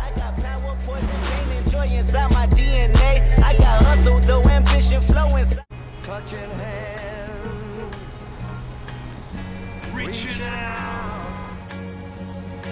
touching me, touching you. Sweet Caroline, good times never seem so good. So good! So good! Make your commute a little sweeter in the newly redesigned Hyundai Sonata, our best Sonata ever. Chicken this good deserves a fancier kind of cheese. So we got whole milk, fresh mozzarella from the most luxurious place on earth, Wisconsin. Arby's, we have the meat. Rated E for everyone. Oh, yes! That will take the world by storm! It's El Tornado! I'll challenge any of you to try that. Suited up, ready, move it, run it like a brand new chef. Yeah, the speed of a kid. Yeah, going for the goal. No, yeah. Right about El Tornado! Absolutely incredible! PlayStation. At the Home Depot, we're pouring more into paint. So next time you paint something, you'll be working with a drop cloth and a safety net. Because high-quality paint means a higher level of stain-blocking power, better scrubbability, even a one-coat coverage guarantee. With unbelievable quality and unbeatable prices, your project is as easy as prep, paint, perfect. That's the next generation of painting. Now get Behr Premium Plus starting at $23.97. The Home Depot. More saving, more doing.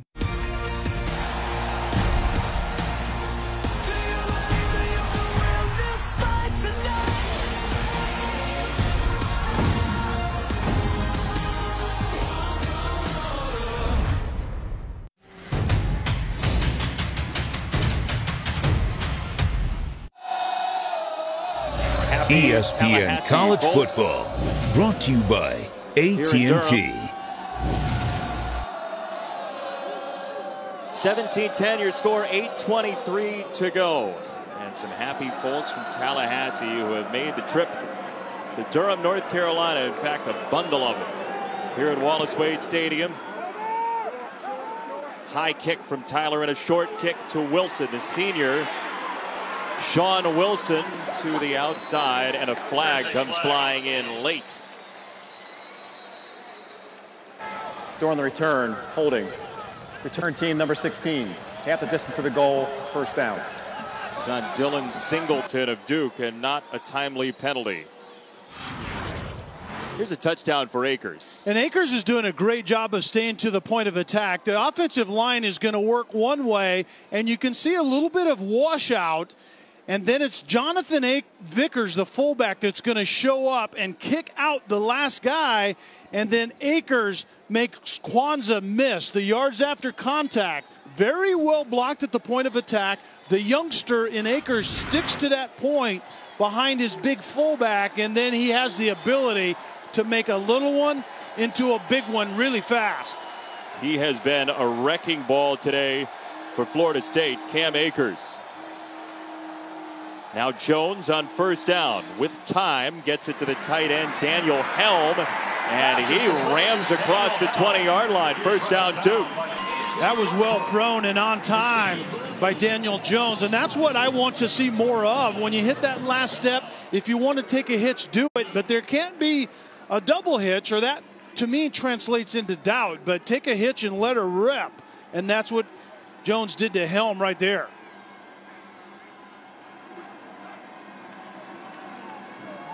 Play action for Jones. He uncorks down the field. It is incomplete for Aaron Young.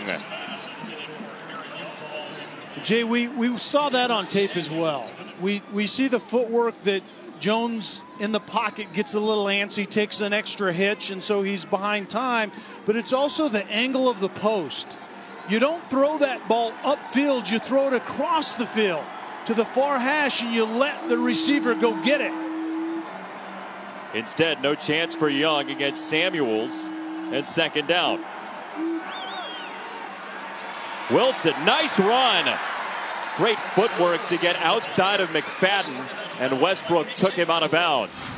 McFadden was the edge defender that was supposed to keep contained, and I think he didn't anticipate the burst of speed that Wilson has shown really all afternoon at times. Yeah, if you didn't see that on tape, you didn't watch him very closely. Wilson's a big play threat, and a first down for Duke.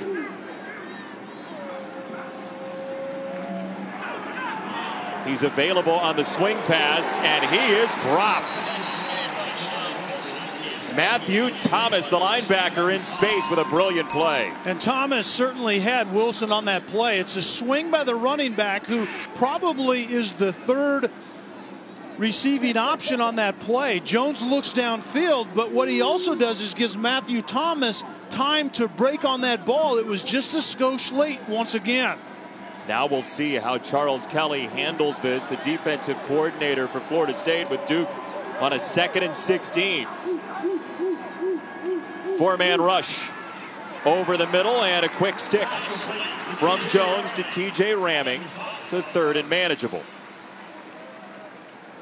And Kelly, the defensive coordinator, Charles Kelly for Florida State, just rushed 4. Very well blocked up front, a clean pocket, and Jones delivers to Ramming from that slot position. Little confusion and a whistle. It's going to be a timeout, Florida State. Timeout, Florida State. Yeah, well used right there, because Florida State didn't have the right people on the field, and if they were on the field, they were on the move. Huge 3rd down after this. Touching hands, reaching out, touching me, touching you. Sweet Caroline, good times never seem so good. So good! So good! Make your commute a little sweeter in the newly redesigned Hyundai Sonata, our best Sonata ever. मेरा नाम क्रिश है, मैं नया हूँ. No entiendo.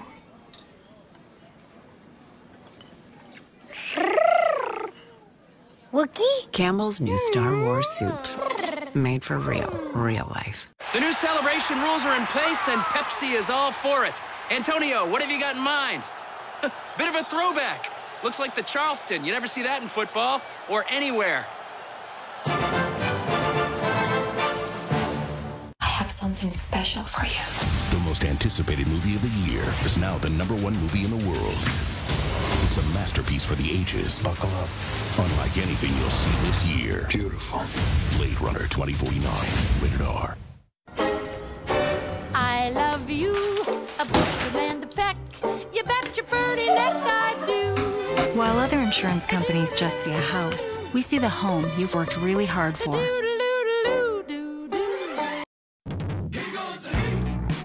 Introducing the all-new delivery pouch from Pizza Hut. Thanks to 3 layers of advanced thermal insulation, your pizza arrives oven hot. It's like having our oven right in your kitchen. Well, pretty close. Taste it in action with the best pizza delivery deal. Get a large 2-topping pizza for just $7.99. Kept oven hot from our place to yours. Because the hotter it comes, the better it tastes. Large 2-topping pizzas for just $7.99. Because no one out-pizzas the Hut. More college football on ABC, 3:30 Eastern. It's the Yellow Jackets and Canes, 8 Eastern, the Utes and USC. 2 dandies later on, coming up in just a short while. Also streaming live on the ESPN app. Miami has beaten both of these teams. Georgia Tech with a great start to the year. 3rd down and 5 for Duke.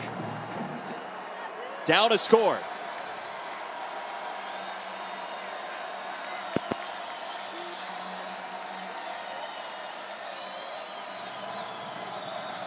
Daniel Jones to throw. Pressure coming. He got it away. Incomplete for Ramming. The pressure got there just in time. And I think the pressure was the key, Jason. We circled Ramming before the play in that slot down to the bottom, and he had it, did Daniel Jones, but the pressure doesn't allow for an accurate pass. Right play called, right design. Ramming ran a nice route, but the pressure didn't allow the quarterback to put it on him. It was Josh Sweat. Burns was coming from the other end spot, but Sweat got there first. And Florida State gets it back, up a score. McFadden juggles it and pulls it back in. Flag has come in over on the far side.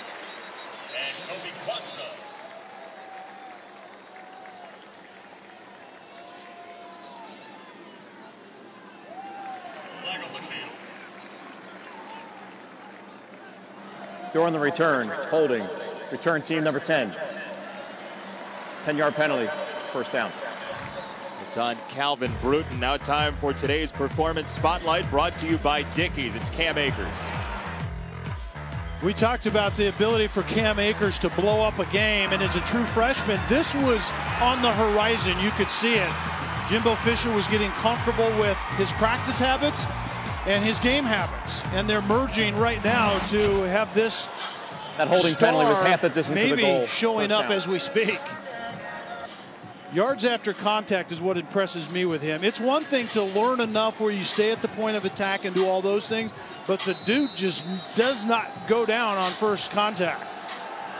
From northwest of Jackson, Mississippi, Cam Akers, Florida State inside the 20 once again to start a drive. And they go with Patrick this time. He breaks a tackle, and that run game continues to churn. Hayes and Saxton whipped him down after 19. And it's a great combination. Jaquez Patrick is more of the pounder. So it's a little bit of changeup. You see the polar coming around in Ryan Izzo, and then you have a big physical back at about 235 pounds in Patrick. A little bit different than Cam Akers. It changes the angle, it changes the pad level, but it's still a physical run. Ben Humphreys has had a rough game at linebacker for Duke, as the tackler filling the hole has missed a couple of tackles for the Blue Devils, who've allowed 216 on the ground. Patrick goes to the backside and gets dropped after a couple of yards. And Duke simply just needs to hold the fort right here. Their defense needs to bow up. James Blackman, the quarterback from Florida State, the true freshman, doing the wise thing. That ball was snapped with 2 seconds left on the play clock. You'll want to milk it as much as you can, keep it running. And if you do give it up with few ticks on the clock to Duke. Duke came in 11th in time of possession. They've seen it for more than 11 minutes less than Florida State today. Patrick turns on another gear. Jacquez Patrick, but a flag is down in the offensive backfield.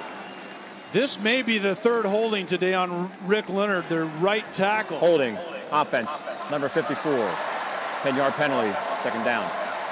And actually, they call the center, Eberle, right in the middle of the field, but in that exchange was 76 as well. The center, Eberle, is the one that gets called for it. It came on the backside. And actually, Leonard was not certainly the guy that did it. The center got called for the hold, and that was the backside of that zone run where Florida State likes to bounce it that direction. So those guys on the backside of the run work extra hard, and Eberle got called for the hold right there. 22-yard gain off the board. Akers waiting for a block that never came from Izzo. Giles Harris was out there to string it out. And Duke is going to burn one of their timeouts. I think a very good call right there by Duke. 2 left for Duke in the timeout department, down a score. Timeout, Duke. Meet the new leader in off-road utility, the completely reinvented Ranger XP 1000. It's got the most power, the largest towing capacity, the highest ground clearance, and the best comfort and storage. This is the hardest working, smoothest riding Ranger ever built. The all-new Polaris Ranger XP 1000. More rugged, more refined, more Ranger. When aviation is in your blood, you learn how to fly. When your family serves, you learn the meaning of hard work. And when you're born with a name that stands for power, performance, and precision engineering, you better make the family proud. Welcome to Textron Off-Road. Side-by-sides and ATVs built with a work ethic, a wild streak, and a relentless pursuit of adventure.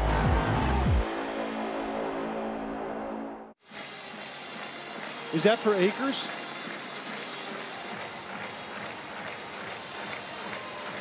'20th meeting all time, Florida State and Duke. The Blue Devils have never won in this series. Some wins vacated for Florida State in the history.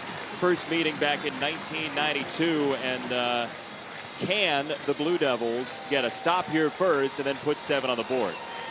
Yeah, 3rd and 17. This obviously is the time to get off the field if you're Duke and give the ball back to Daniel Jones in a pass game that has had moments today that have looked better than the last couple of weeks. 3rd down, 17. Akers takes a peek and gets drilled. Timeout, Duke. 1 left. Timeout, Duke. Let's check in with Chris Connor in the studio.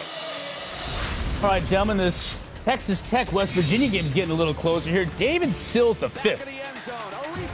Quarterback turned receiver. That's his 11th touchdown catch of the year. It's an 11-point lead right now over on ESPNU. Good game in the Big 12, certainly, Cotter. Thank you. 4 minutes to go. They added 1 second left after the timeout was called a little bit earlier than they initially had it, and Duke should have pretty good field position after this punt kill. Yeah, and I think you certainly don't want to get after the punter here. You want to set up for a return. 4 minutes and 1 timeout is all the time you should need to try to get a touchdown and potentially a 2-point conversion if you so choose. But plenty of time left for Daniel Jones and company to try to make something happen. Logan Tyler boots it to Ramming. What a kick from Tyler. A huge special teams turnaround. A 63-yard punt for Tyler, his longest of the year. Tonight, Washington and Arizona State, and then Sports Center at night. Stan Barrett and Linda Cohn have it. All the college football highlights, AL and NLCS. Corey Seager off the roster for the Dodgers, and that'll be on the ESPN app. Let's check in with Chris Button downstairs. Jason, Daniel Jones is not the most vocal quarterback you'll find, but right before this series, he got up, he went over to his offensive line and said, whatever it takes, guys. leadership for you, Kel. Yeah, and you sometimes have to come out of your covered zone at that position, but quarterbacks are made during times like this. He has plenty of time, one timeout. He has to make some good decisions and obviously some quality throws. Four-man rush. Burns coming, and it's incomplete. Jason, that's a great example of what has hindered this pass game for Duke. There just simply isn't any separation down the field. So you can talk about the quarterback not getting rid of the ball on time, but sometimes tell me where to get rid of the ball as a quarterback. It isn't that easy. So how do you get it 80-plus yards down the field if you're Duke? I would like to see Daniel Jones get on the move a little bit. Get him out of that pressure inside and get him out on the edge. Burns inside of Harris again, and it's incomplete. Brian Burns is just wearing out Christian Harris on the left side of that offensive line. Yeah, and Gabe Brandner is out, and that's the best left tackle that Duke has. So Christian Harris moves up to that position, and Jason, you're exactly right. Brian Burns, 99, the quick move inside, and that ball went into the turf. But right now, Duke is having a hard time blocking the edges for Florida State. 3rd down and 10.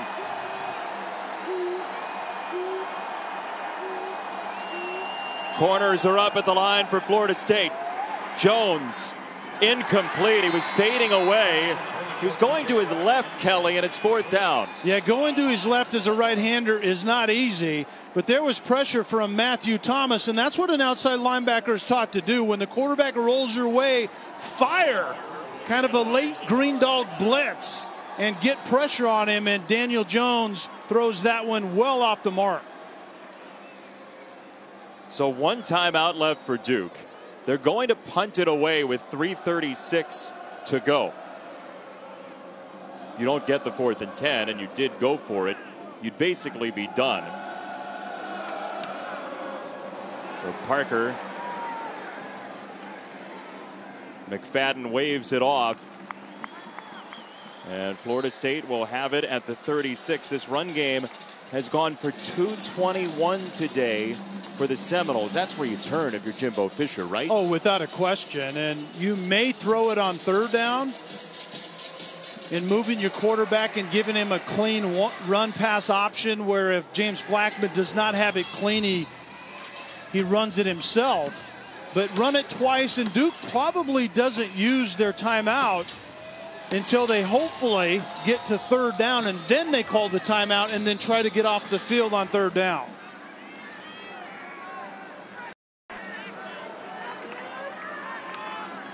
Patrick sheds a tackle. He and Akers have been breaking tackles all game long, and Fields finally knocks him down across the 40. It's a gain of 6. I mean, there was contact behind the line of scrimmage, and Patrick gets 6. I mean, that's been the theme all day, regardless, as you said, whether it was Patrick or Akers carrying the ball. Well, Cam Akers with a $115 on the day, and 70 of those have come after contact. I'll bet they have. Florida State will sap the clock.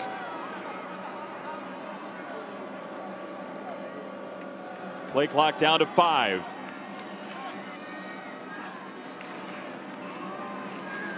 Patrick is hit first by Serenord. 3rd down, and here is the timeout for Duke. Timeout. The last one. The Blue Devils typically have a very strong rush defense, 7th in the country, but not today. Not today, because I don't think they've, well, I know they haven't seen a pair of running backs like they've seen today under Patrick and Akers, and it's all elbows and shoulder pads when you try to tackle Patrick and Akers. I mean, it's all over the place, but it's the pass game as well. They can run it, they can throw the ball. James Blackman has been timely in the pass game, but Duke just has to find one play to get off the field. Well, with all that, all those missed tackles, 3rd and 3 if you're Jimbo Fisher. What's your call here? What do you think? Run or pass? I like getting your quarterback outside the pocket and giving him the option. If it's clean, you can throw it. If not, you try to pick up three yards. However, I will say this. They've been in this situation before today, and I think Jimbo Fisher fully believes that they can get 3 yards in this situation. But it's different now because Duke basically has to sell out, right? Blackman is 17 for 20. He does have the 2 picks, but that's very efficient. I like my freshman out on the edge and give him the option. We'll see what Jimbo Fisher has cooked up. I know this, that Duke has to sell out in the tackle box. It's going to be a lot of one-on-ones outside, and if my quarterback is out there to take a look, he may have something. If not, he runs it. Patrick is in to the right of Blackman, who will throw Blackman to the outside, and that's not going to get it done. Hayes the tackle on Patrick, and Duke will get it back, barring a fake punt or something. The one thing I don't do in this situation is throw the ball short of the line to gain so you can get tackled. And that ends up being a loss of 1.5. I mean, you just simply don't throw the ball short expecting your guy to break a tackle all the time and convert. Duke makes a nice tackle, which they haven't done consistently well today, but they have a chance to get this ball back. Logan Tyler, who just blasted one for 63 last time, kicking again to Ramming. This is shorter and bounces down. Ramming to the has 50. to get up and get that ball in the air. I know it wasn't a good punt, but you have to catch that ball in the air if you're TJ Ramming. That's what you're back there for. So you got 92 seconds. You have Daniel Jones at quarterback, and you have a Duke offense not built for a big play. How do you get them to the end zone? It's the same thing I talked about last time. Right now, Florida State is having their way in the pass rush. I do not want my quarterback in the pocket. I want to roll him typically to the wide side of the field, in this case to the top of the screen, and try to clarify things for him a little bit. And he's a very good runner as well if nothing is open. Florida State has Burns standing up now, and he's going to play coverage. Jones over the middle to his back, Wilson. And Sean Wilson breaks some tackles and gets out of bounds.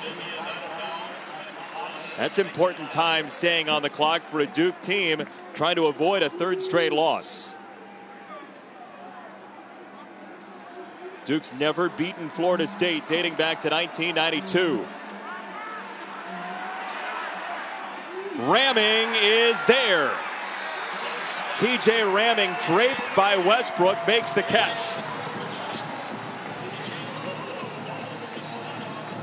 Moving down to 1:10. And a whistle. They're going to check this. Ruling on the field of a completed pass is under further review. Ramming was on the deep in route, and there was very good protection because Florida State right now is choosing to cover with 8 and only rush 3. So there was plenty of time for Daniel Jones to come off his first receiver and find the deep in route in Ramming. You think it's a catch? It's called a catch on the field. I certainly haven't seen anything yet that would change my mind. A.J. Westbrook was the deep safety that was breaking on that ball. It was a long time in the air. Westbrook got there just when the ball did. David Cutcliffe told us he loves TJ Ramming's ability to make a catch in tight quarters in contested situations, as he did right there. I think it's a catch. I didn't see anything that would meet that standard of indisputable video evidence. After further review, the ruling on the field stands. First down. 1:08 to go. Clock will move on the whistle.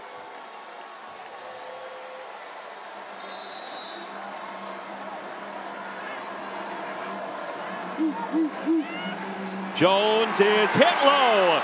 Josh Sweat busts down his door. Now can you spare it down to spike it? Ramming was slow to the line.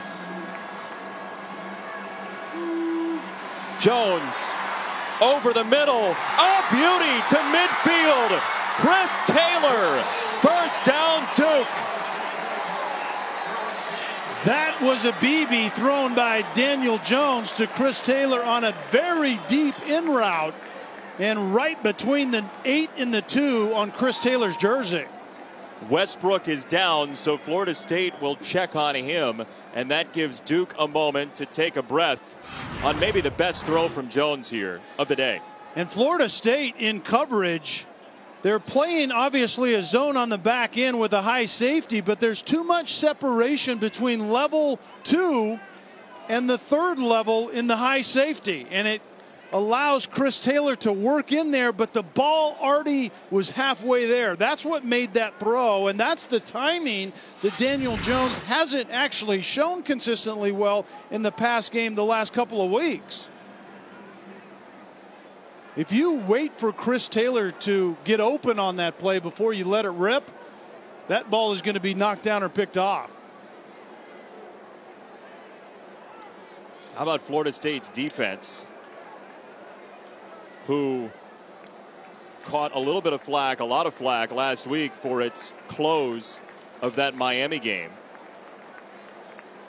and trying not to give up the tying score on the last drive in regulation today. And they're going to be doing it shorthanded. Remember, one of those safeties, Trey Marshall, was already out. After the injury timeout, the clock will start on the ready. So A.J. Westbrook was playing in there for him, and then Kyle Myers was playing in the nickel situation when one of your linebackers comes out, which is what you're seeing right now. Shorthanded on the back end for Florida State.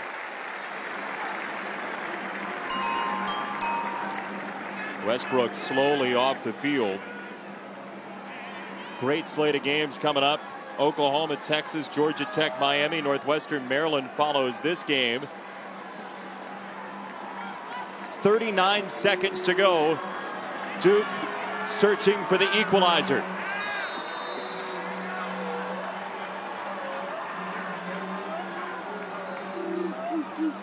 Burns got there, and it's a dart.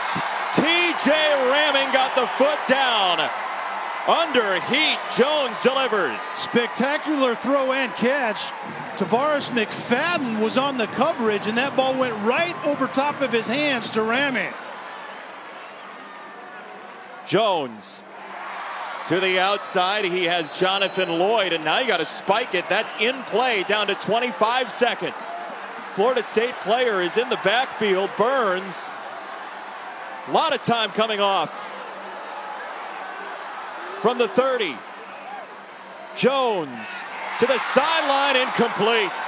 Taylor couldn't hang on. 10 seconds to play. And that was a flat out drop. And I don't agree with letting the time run off the clock. I think you have to go ahead and get under the center and spike it there. There was probably 14 seconds that they wasted by not spiking the ball in that situation. Maybe 2 shots at the end zone left. And Ramming is all the way down to the left. Blue Devils have never beaten Florida State. Jones, incomplete. He was behind Helms, 6 seconds to go. Yeah, and this ball has to go in the end zone. 4th and 8, you have 6 seconds left. You do have a timeout, but the ball probably needs to be in the end zone. Florida State has a timeout. Yeah, that's right. Duke is completely out of timeouts. 4th and 8. Jones for the game. Jones, end zone, incomplete. Florida State survives. McFadden and Lane were there for the Seminoles, who win again in Durham.